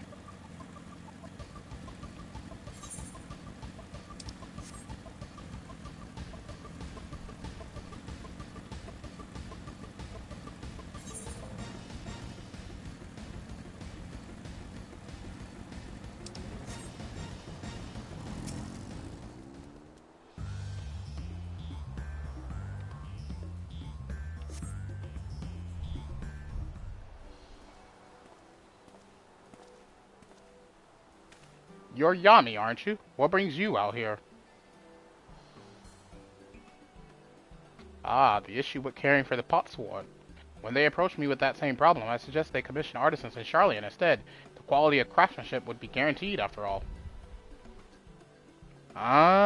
Okay. However, the Moblins did not care for the idea.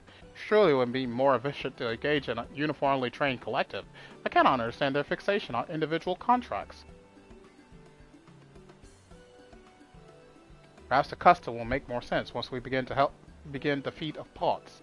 Until then, we've been deemed unfit to assist in the matter of help hands, and are instead tasked with tending the injured. We were on our way back from procuring herbs for Urianger, in fact. Settlements in Kozamauka, too, have been isolated by the storm's destruction. What would have become of the wounded had we not found a way here? Should I become Dawn Servant? One of my first acts will be to establish reliable trade routes to the capital, when I imagine how much good we can achieve with Charlian technology.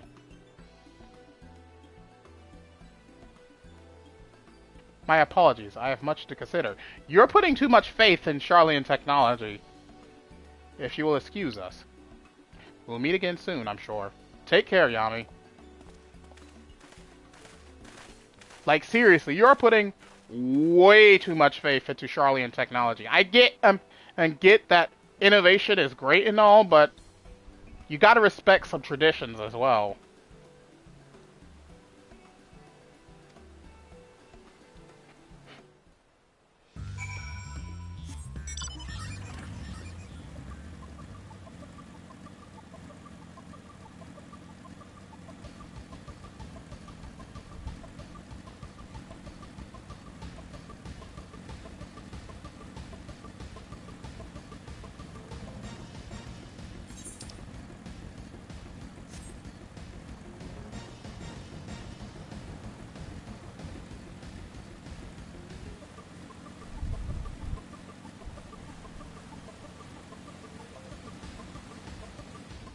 Fiery orange crystal? Bruh, no. Bright green crystal? No. Pale blue crystal?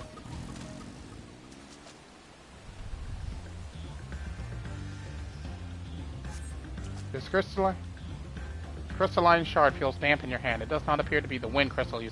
Oh! Oh! Well, that one's pretty obvious. It's the green one, because green is the color of wind in this game, because it's based on Garuda. What am I thinking? This crystalline shard emanates a soothing whisper of wind. It seems you found the crystal Rakarok sent you to salvage.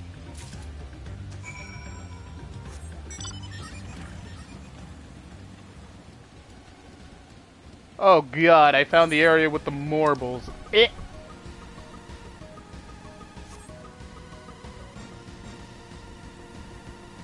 a minute. Wait a minute. Where's the cave? See, this is what I'm talking about. I get turned around so very easily in this game, even though it's pretty obvious that if I drive just a few feet more, I'll find the path I'm looking for.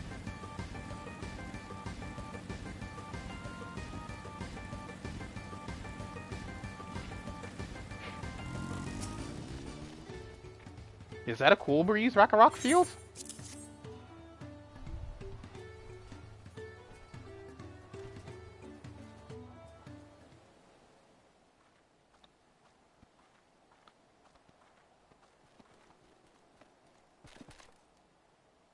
Yes, thank you for Seek finding a drafty shard.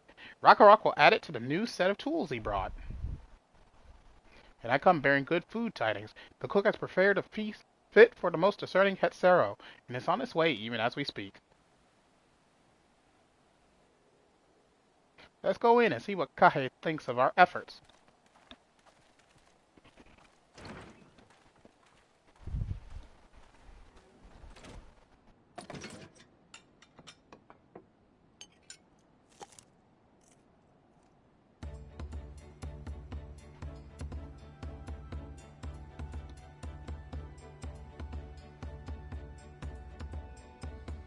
I was wondering what occasion called for me to receive so many visitors.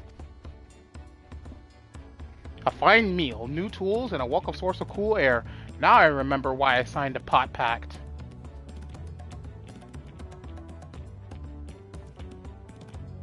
I am grateful for your kind considerations. Allow me a moment or two, and I'll reciprocate with a peace worthy of a potsworn.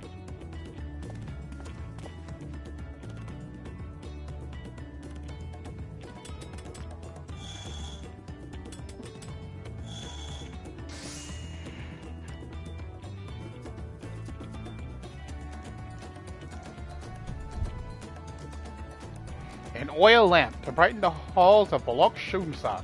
The craftsmanship satisfies Earthenshaw's reputation for quality, I trust.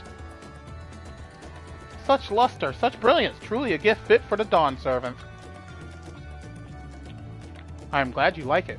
Considering the time I've wasted till now, I hope to continue crafting at this improved pace. I have a contract to fulfill, after all.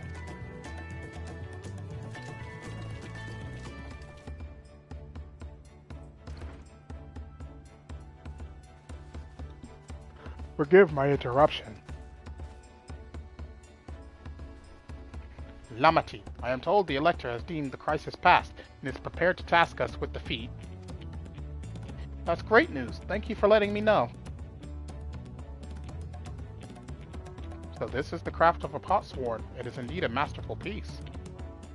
Thank you for your words of praise, Second Promise. I drew inspiration from Kozumauka's natural beauty. I sought to capture it in my work. I wondered why the Moblins did not simply build a workshop in the city, and now I have my answer. Even Charlene goldsmiths could not easily replicate such exquisite artistry. One cannot create great things if one lacks creative impetus. Tuliolao, fortunately, does not want for inspiration. Anyone wishing to learn the basics of a craft would do well to study it there. I was raised among Hetzero, more traditional than most, and the shared ingenuity of Terral's various peoples were eye-opening. You lived as a traditional Hetzero. I have few fond memories of nomadic life.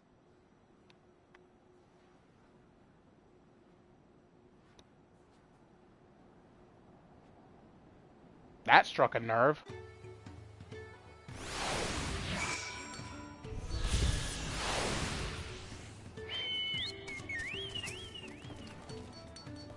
Rakarok is very grateful to you. I thank you for both your hard work and clever guessing. When it comes to help handing, knowing the Potsworn really is important. Well, that's true for pretty much everyone you meet. It's a lesson I've had drummed into me several times already on this journey.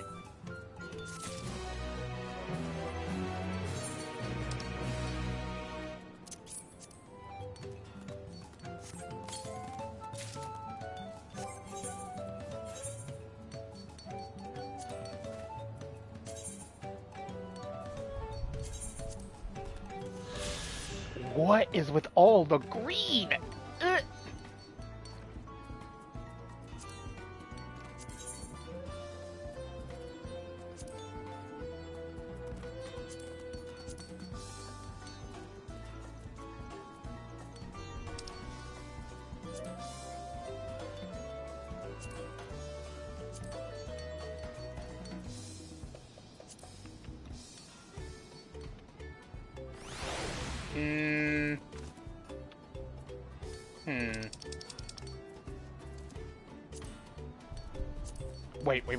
Wait, nope.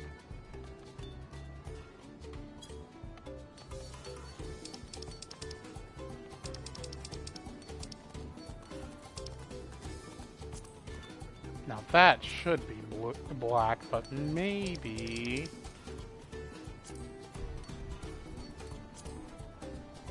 Ooh, that's actually a lot more pleasing to the eyes.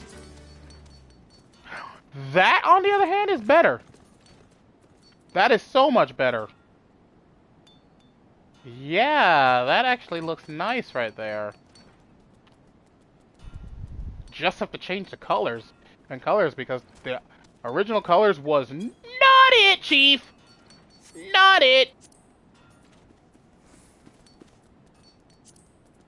And let's see these weapons.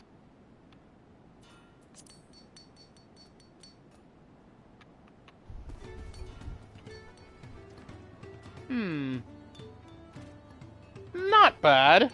Not bad. They're simple. They're simple, and you can never go wrong with a simple design.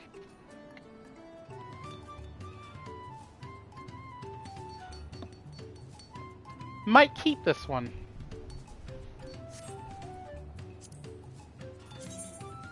Now these suck. These suck right here. I don't like these.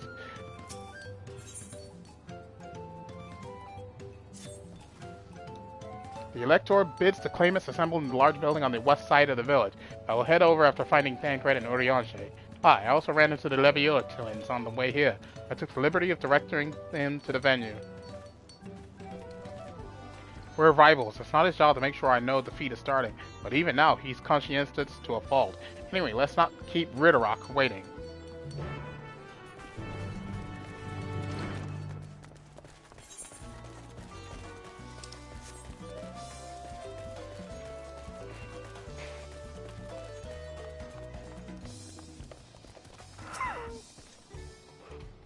Ridderrock thanks you for assisting Help Hand Ragnarok.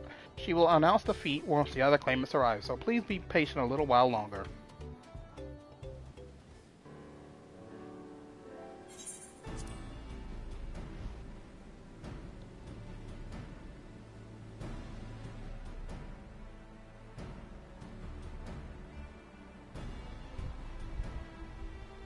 I'm happy to report that we were able to convince one of the Potsworn to stay. How did you fare?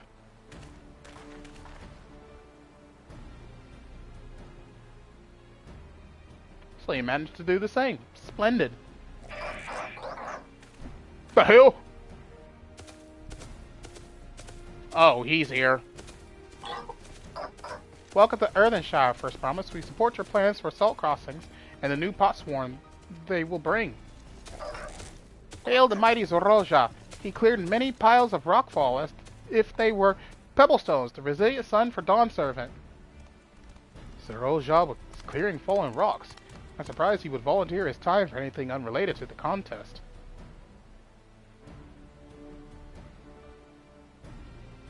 Well, well, we meet again. Oh no.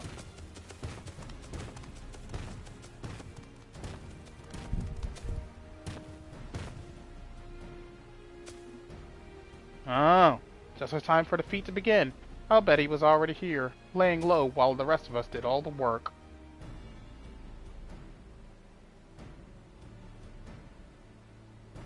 Claimants, your attention please. As Rita has explained, many of her potsworn left us following the storm. The precious metalwork crafted by those artisans bring in much jingly shine from across the salt. Should our stream of trade goods dry up, Earthenshire will suffer. Tuliolal merchants will suffer. So Rita sets you this feat. Each of you are to find one clever hand goldsmith to bring back here to us. So we're to recruit new potsworn. Makes sense for the feat of pots. Calling this a feat does not justify taking advantage of the claimants and their influence. How does finding workers for you demonstrate their worthiness for the throne? You are free to refuse Rita request. She will be happy to inform the Dawn Servant of Zoroja's disqualification. The right is a means to an end. The steps we take to get there are not important. And Rita declares the feat of pots begun. But remember, a pot pact must be agreed to willingly. No grab snatching or deceitful tongue flaps.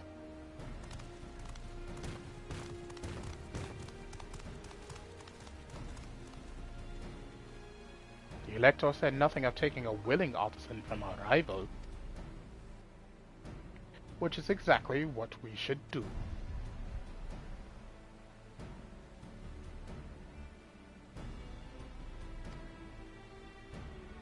A fine suggestion, brother. I'm glad you think so, brother. Come, let us lay our plans.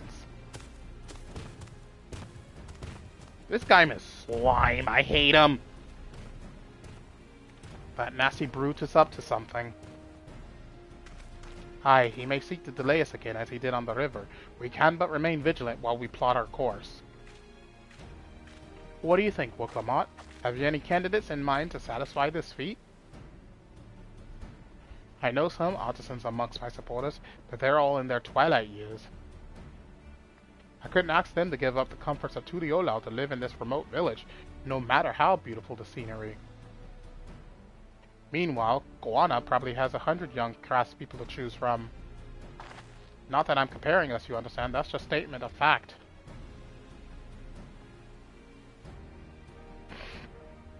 I suppose we could try asking around Wachu Meki Meki. It seems a logical place to start. Back to Tuliolal it is. Wait, does that mean we have to take the boat again?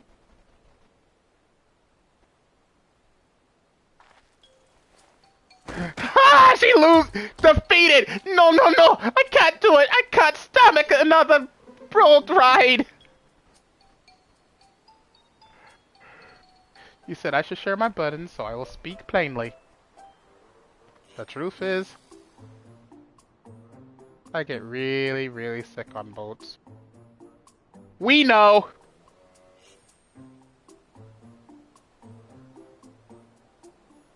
Well, Clamat, this is hardly news. But it was brave of you to admit. In any case, we won't be fighting the current this time. Heading downriver will be much smoother. It will? Are you sure? Oh no, the eyes! Oh no! Square! How could you do this to me? Why are you making me love this character more and more? Oh no! She's going to cry! I'm positive. Mostly. Cryle, oh no!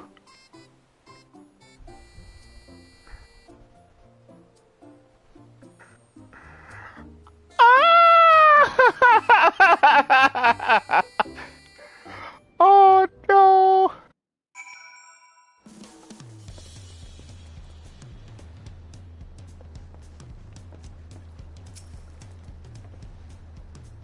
I need a moment. Upriver or downriver, Ishu Katamu is too rough for me. The nausea is a bit more bearable now that I've stopped trying to hide it, but I'd still rather not set foot on a boat if I could help it. Alright, I think I'm ready. Let's see if Master Ropley can help us recruit a potsworn.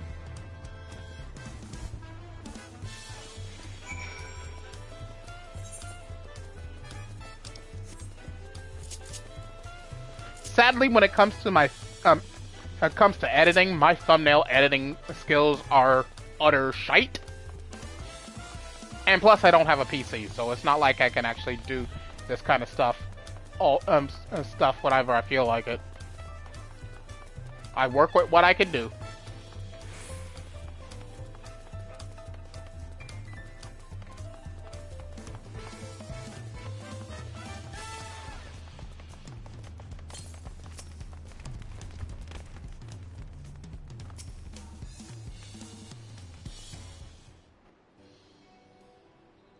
Greetings, Third Promise. What brings you back to Wachumeki Meki? You've not chipped your axe again, have you? Indeed. No, Master Ropley. Actually, I have a favor to ask.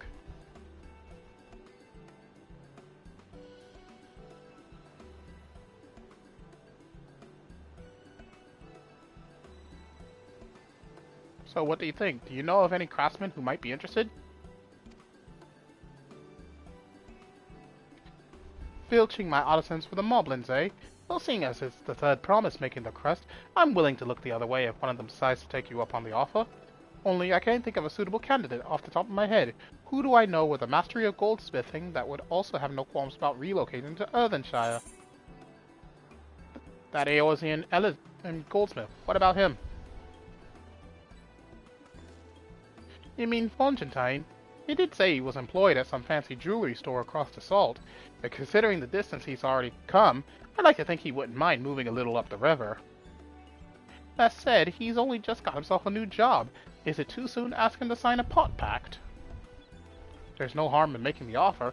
Once he hears how well the potsworn are treated, he may even jump at the chance. Either way, you won't find Fontaine at his workbench at this hour. He's finished for the day, probably enjoying a meal over at Sibralia Tie. Then maybe we should go and talk to him. Just you and me, since he knows us. Wouldn't want him to feel intimidated by having to deal with a crowd of new faces. The two of us can handle this. Take a rest at the cabins if you like.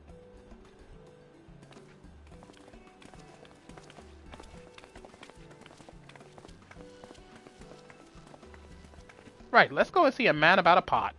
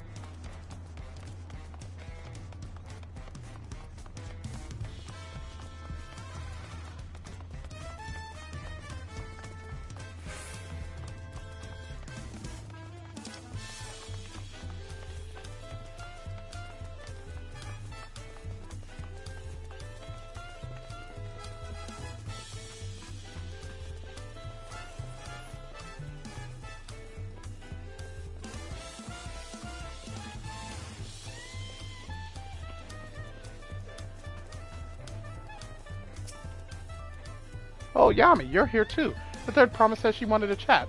I've just finished eating, so shall we find a quiet spot outside?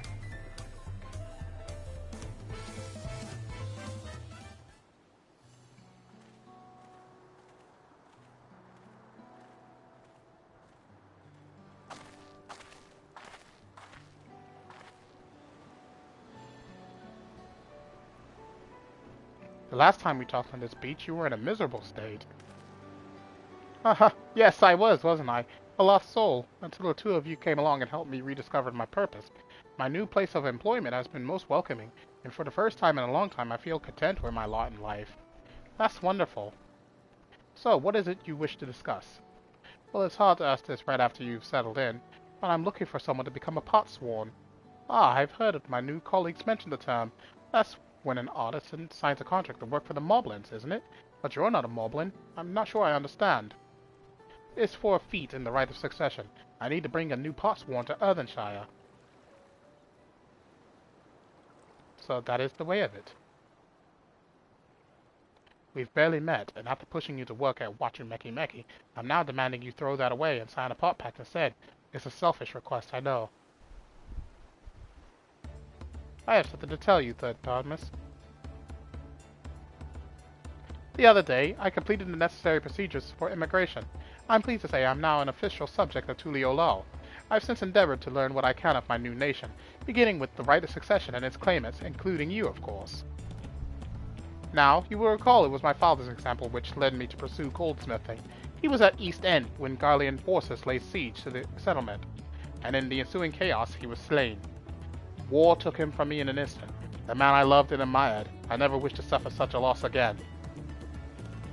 And so, as much as I am indebted to you for turning my life around, it is as a fellow peace-loving Tuliolan that I want you to win the throne. If I can help you achieve that by signing a pot pact, then I shall gladly do so. Fontaine, thank you. I shall return the Master Ropely and inform him of my decision. Allow me. I'm the reason you're leaving, so I should be the one to deliver the news.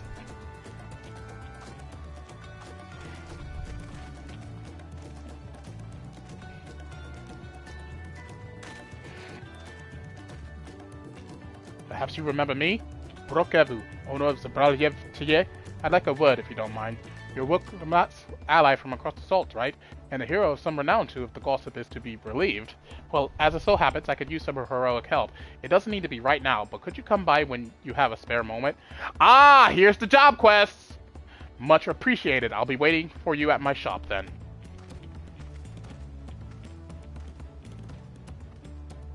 Here's our role quest. Finally!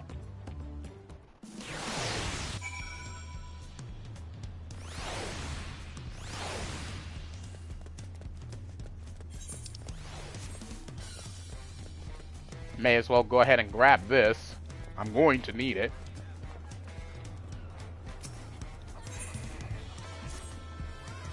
Yami, I was wondering when you'd be along. Not a moment too soon either. I've got an urgent job that needs doing, and there's no one else I'd entrust with it. Of course, you'll be wanting to know the details. It's a long story, so why don't you grab a seat over there? I'll join you shortly.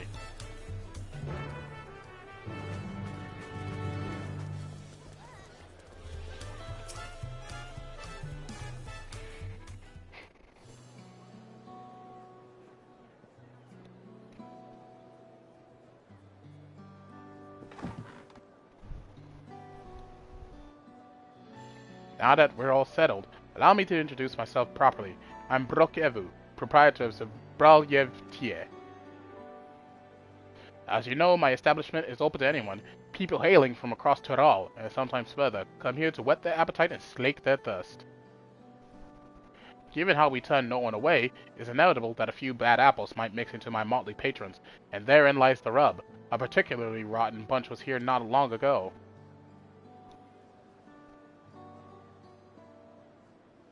Sitting just over there, in fact, and having a conversation most foul.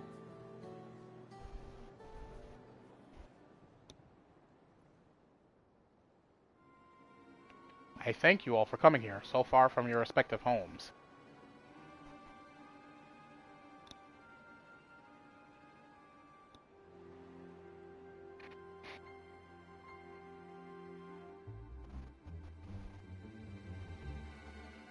As this is the first time we have all gathered in one place, perhaps formal introductions are in order. I am... Welcome, welcome. What are you be having? Could we have a moment, please? We are in the middle of something very important.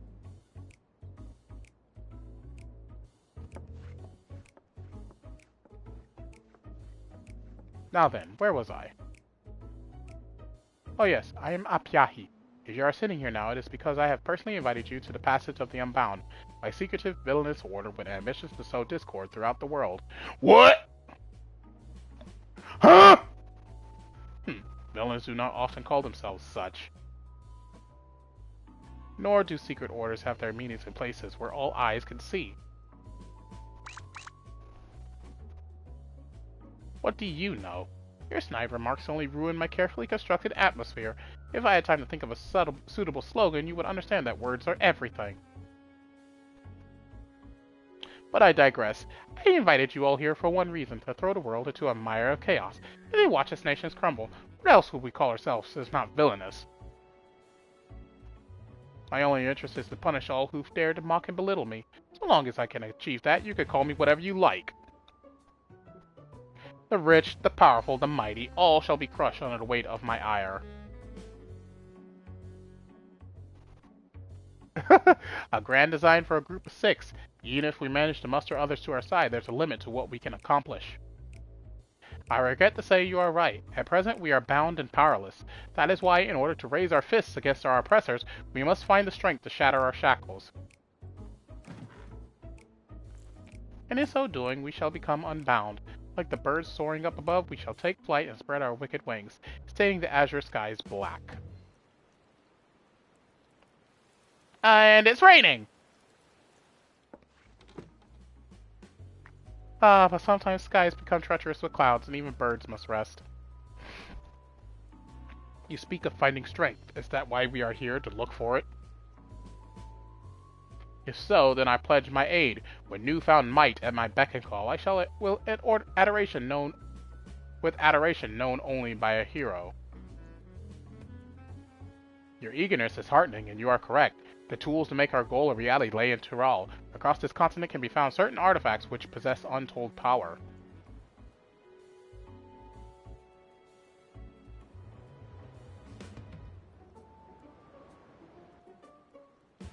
Did you say artifacts? Oh, I sense an adventurous hunt for instruments of devious devilry ahead. My imagination is overflowing with images of the new forms my trickery might take. I dare say the world is not ready. Yes, well, to get to the heart of the matter, the objects are held by the disparate tribes which make their homes in the Tural continent, where they have been passed down through generations as sacred treasures. Whatever stories these people have attached to their so-called treasures matters not. Each contain the essence of fearsome beasts called Tural Vidrau, and with them in our possession, none shall be able to stand against us. We shall take the objects for ourselves, bring them across the sea, and use them to undermine nations far and wide. That means in which you each choose to do so, I leave in your hands. I only ask that you do not disappoint. They are openly saying this!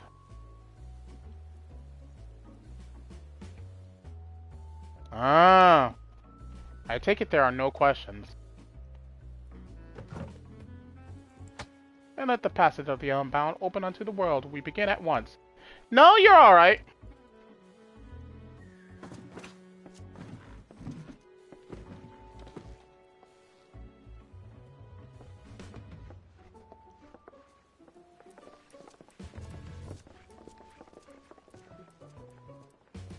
They didn't order a single thing.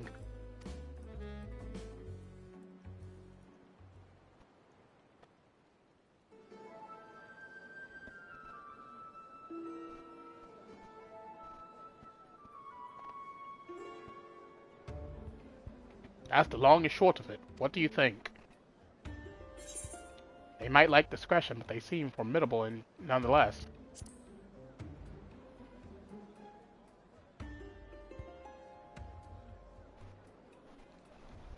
Of course, we had a duty to report what we heard to the Landsguard. We did, but it didn't make a damn difference, because soon we learned those unwelcome guests had teeth. Not long ago, one individual from a remote tribe came here seeking help recovering a stolen racket. Then another came with the same story, then another, and so on. By the time we realized the passage of the Unbound was a real threat, they had one and all made their way across the sea with their ill-gotten gains. Each tribe has sent one of their own to recover what was lost, but being in strange lands, they are at a disadvantage. That's why I've been looking for someone who knows every corner of Eorzea and beyond. Now, I know you've business in Tural, or else you wouldn't be here in the first place, but if you could take the time to hear Ral Majun out, you'd be doing a service to many who could really use a helping hand.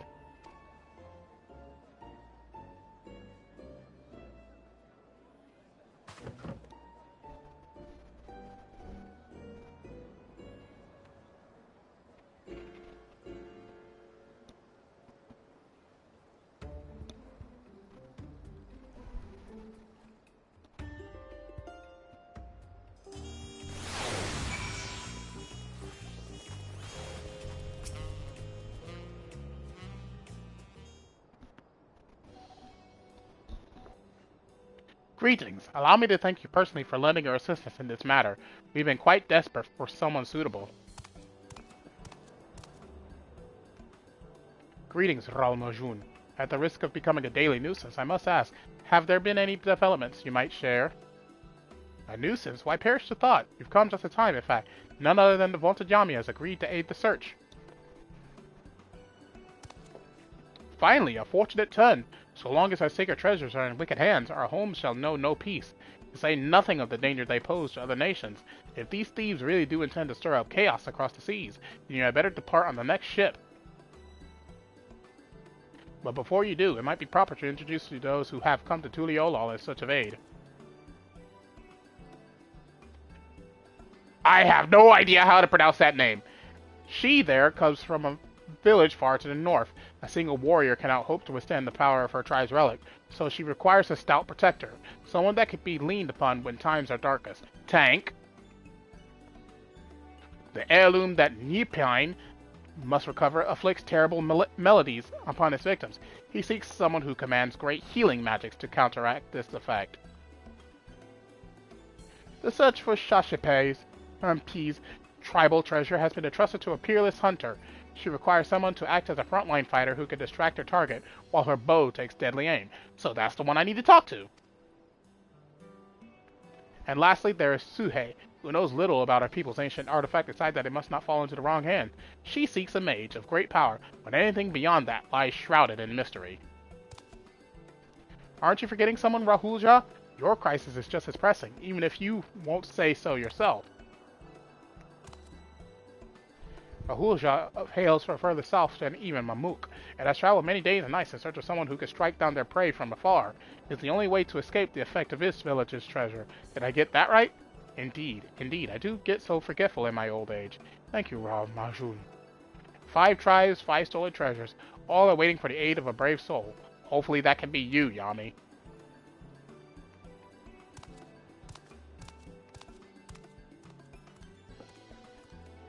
Of course, I'll share all that I know on the matter. You only need ask, and I know that I will not hold it against you, should you choose to assist only those from whom your talents are best suited. So long as you do what you can, the people of Taral, and maybe even further, will be in your debt.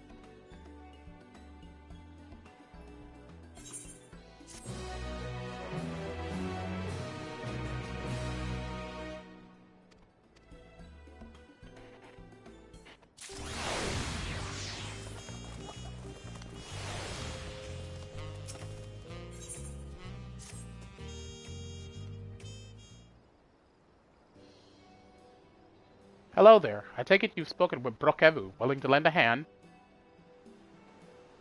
I am truly grateful, and allow me to introduce myself. I am Shashepia, and I have traveled far from my village in the forest of Zaktural, in search of a brave soul to help us retrieve our stolen treasure. For generations have my people watched over the Dreamweave cocoon, the vessel in which the power of the Swallowtail Tural Vidral is sealed. Before its ascension, the Swallowtail warded off would-be predators by assuming the form of more threatening butterflies, poisonous ones, and the like, through its skill at mimicry. So it survived, day after day, summer after summer, until the dawn of its great new existence. It became capable of taking on the form of any creature which crossed its path. This fearsome power was sealed within the cocoon, and any who possess it command the self-same abilities. Indeed, the wielder too may assume the form of any manner of beast or man they've beheld. Yet this mimicry is not limited to merely physical forms. No, the wielder may replicate the talents and abilities of their target, so long as such actions fall within their ken, that is. They can turn in... Are you saying they can turn into meat? In an instant, they may become a master of the hunt, a twin-blade wielding viper, or a savage Brax, with claws and fangs to gut whomsoever they please. Oh!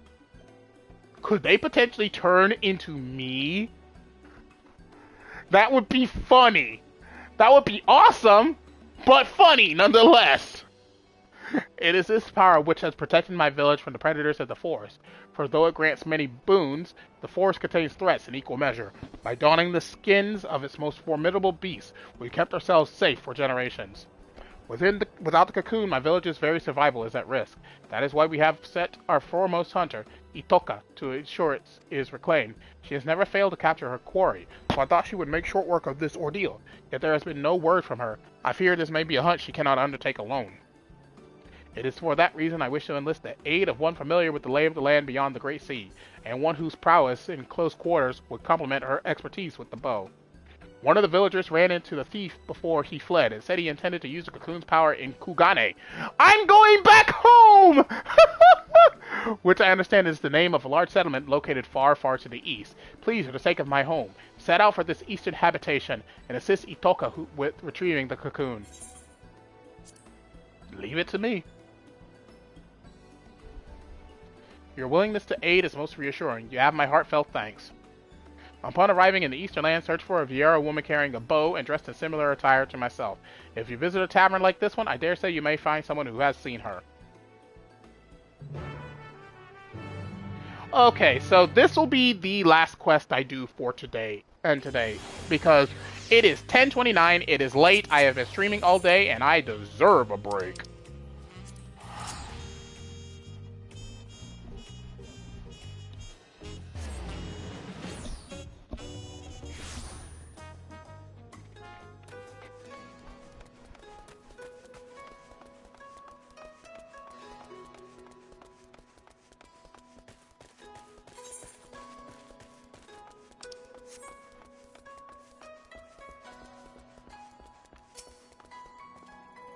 Welcome to the Shio Kasai Holstery.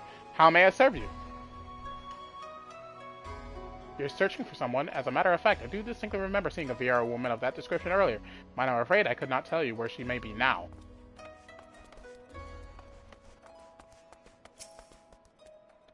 That's from Turol, was it? Sorry, can't help you. That reminds me, though, I heard Turol has its own local variety of spirits called Mescal. I've been meaning to taste it myself for an age now, but you've no idea how hard it is to get one's hands on a bottle of it here. Oh, it's above.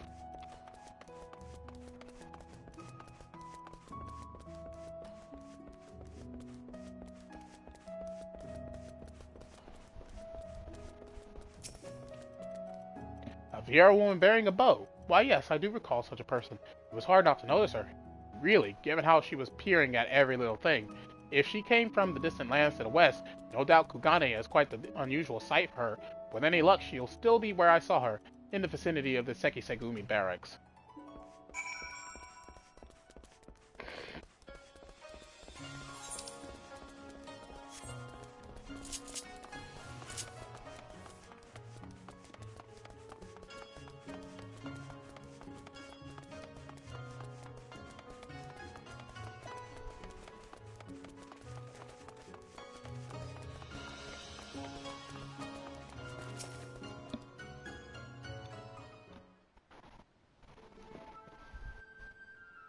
This city is simply too large for me to cover alone.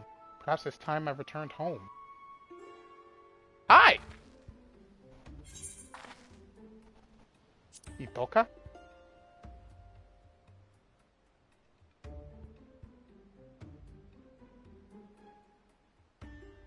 Yes, I am she, and you are...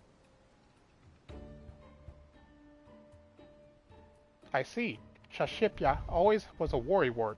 Won't deny I appreciate the help, though. Ascertaining the whereabouts of the cocoon has been no easy task. I managed to secure room and board in this lodging after arriving in Kuagane, and I've been using it as a base to track down the thieves ever since. I'll tell you all I know. According to an eyewitness from my village, the thief is a middle-aged Huron male. That's all we have to go on regarding his appearance. Yet so long as he possesses the cocoon, he could be anyone and anything. An elderly woman traipsing along the street, a child throwing a ball, mayhap even the dog chasing after it. Truth be told, I was nigh at wit's end trying to find him. Which means you could potentially be him too. How can you prove that you are who you are? That is, until I discovered that a series of unusual squabbles have been occurring around the city. After investigating these incidents, I found one commonality. The instigator in each case invariably had no recollection of the incident, let alone of inciting it.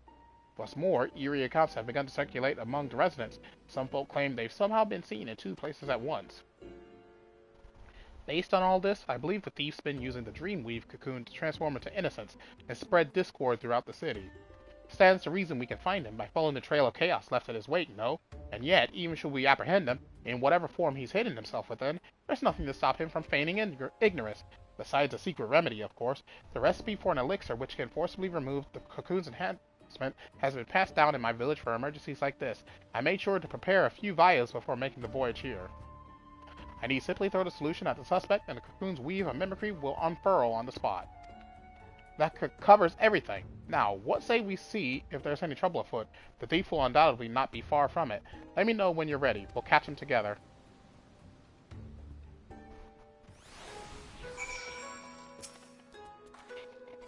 Ready to set off then?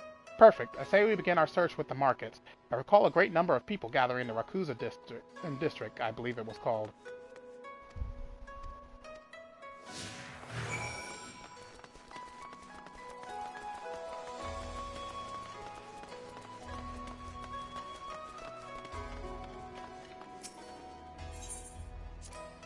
To think that all of this was wrought by mortal hands. Remarkable. My people have ever lived in harmony with nature, but that doesn't mean we condemn the ways of those who choose otherwise. In fact, in the brief time I've been exposed to settlements like this, I've come to see such places have their merits too.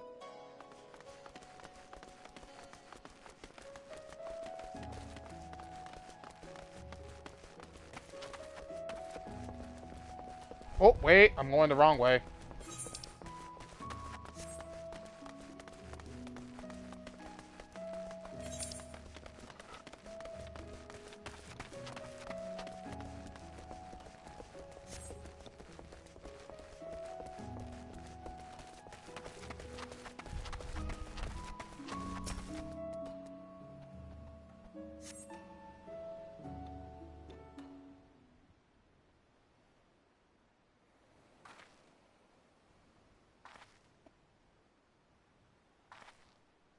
Look, you thieving horseman, I told you this isn't enough!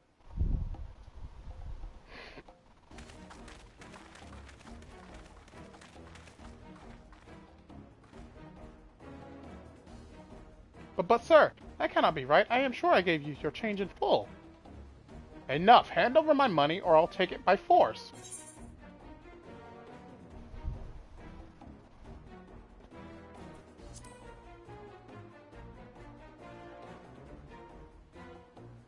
But isn't it obvious? No one gets so worked up over a handful of coins unless they're looking for trouble. Reveal yourself, villain! It's not him, it's the customer.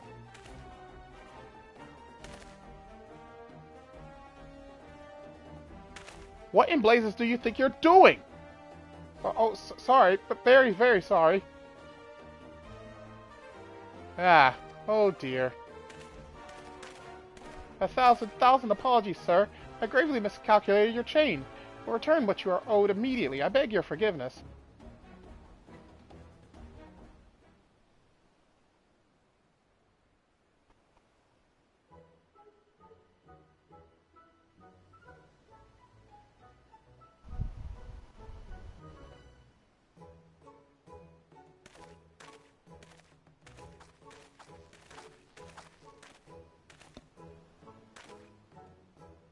I apologize for the disturbance. How dreadful. Hunter doesn't quit after a single arrow misses its mark. Let's not dwell on what's done, and instead focus on our next course of action. Let's see how things fare on Kogane Dori.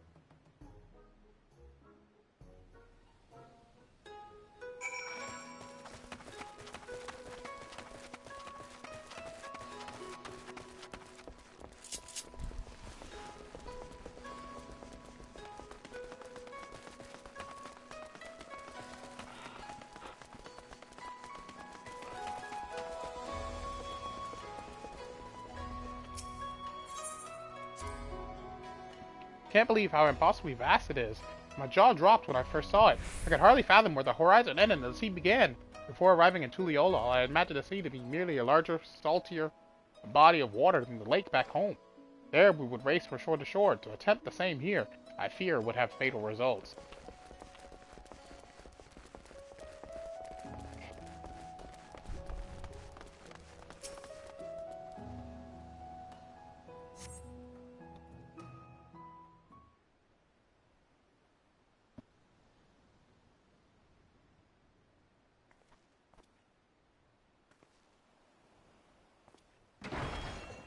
I'll cut you down where you stand, you lecherous lummox!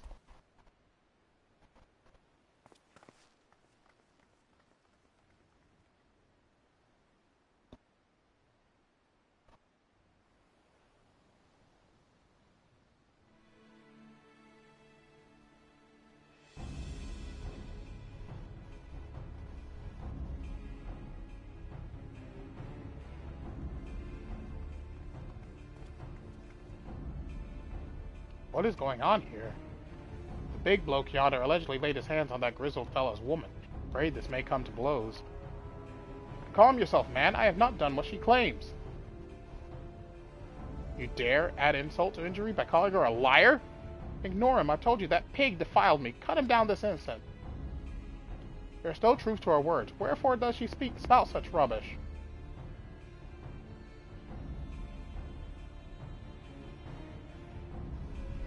Kami, give me strength. Cut the bloody brute down already. I saw that! Yes, not less than your head shall serve as penance for your crimes. Very well, let my blade prove my innocence. I definitely see that. It's her, right? Uh-huh.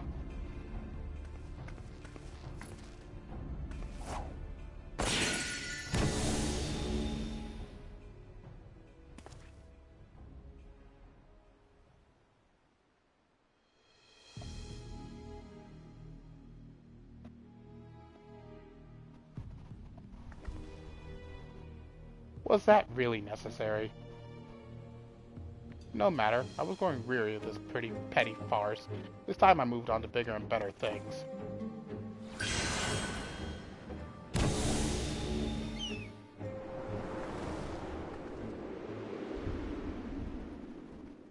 Oh no, you don't!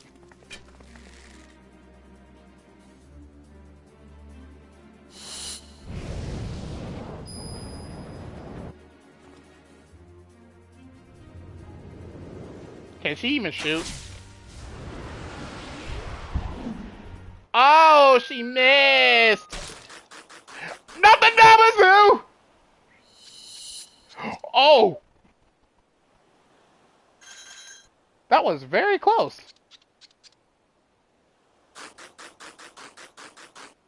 Oh, she missed! That's the late reaction.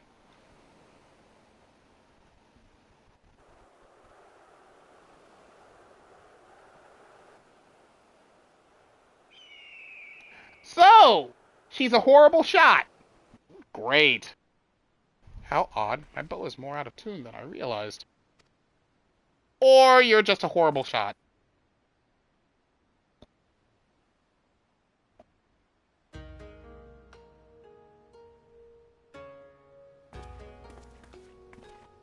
Sweetheart. Is it really you? Oh, thank the Kami, you're safe.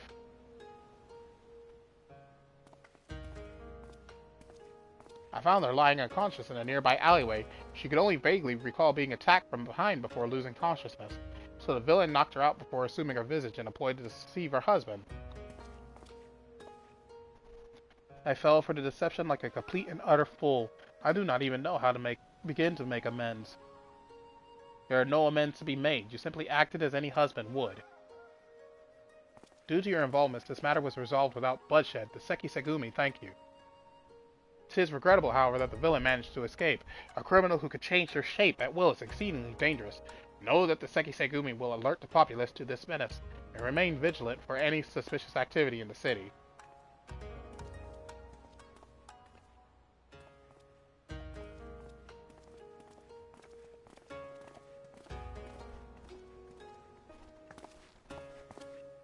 Let's return to my lodgings. I'd like to go over where we stand with our elusive quarry.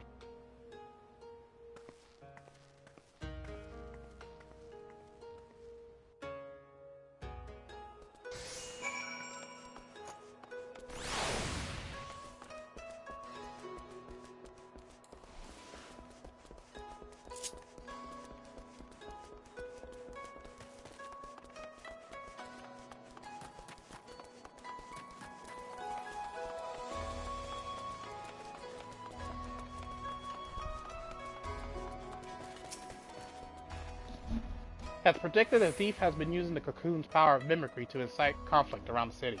What he hopes to accomplish by doing so, however, is still unclear, and, so long as he has this power, our sole means of tracking him remains the havoc left in his wake.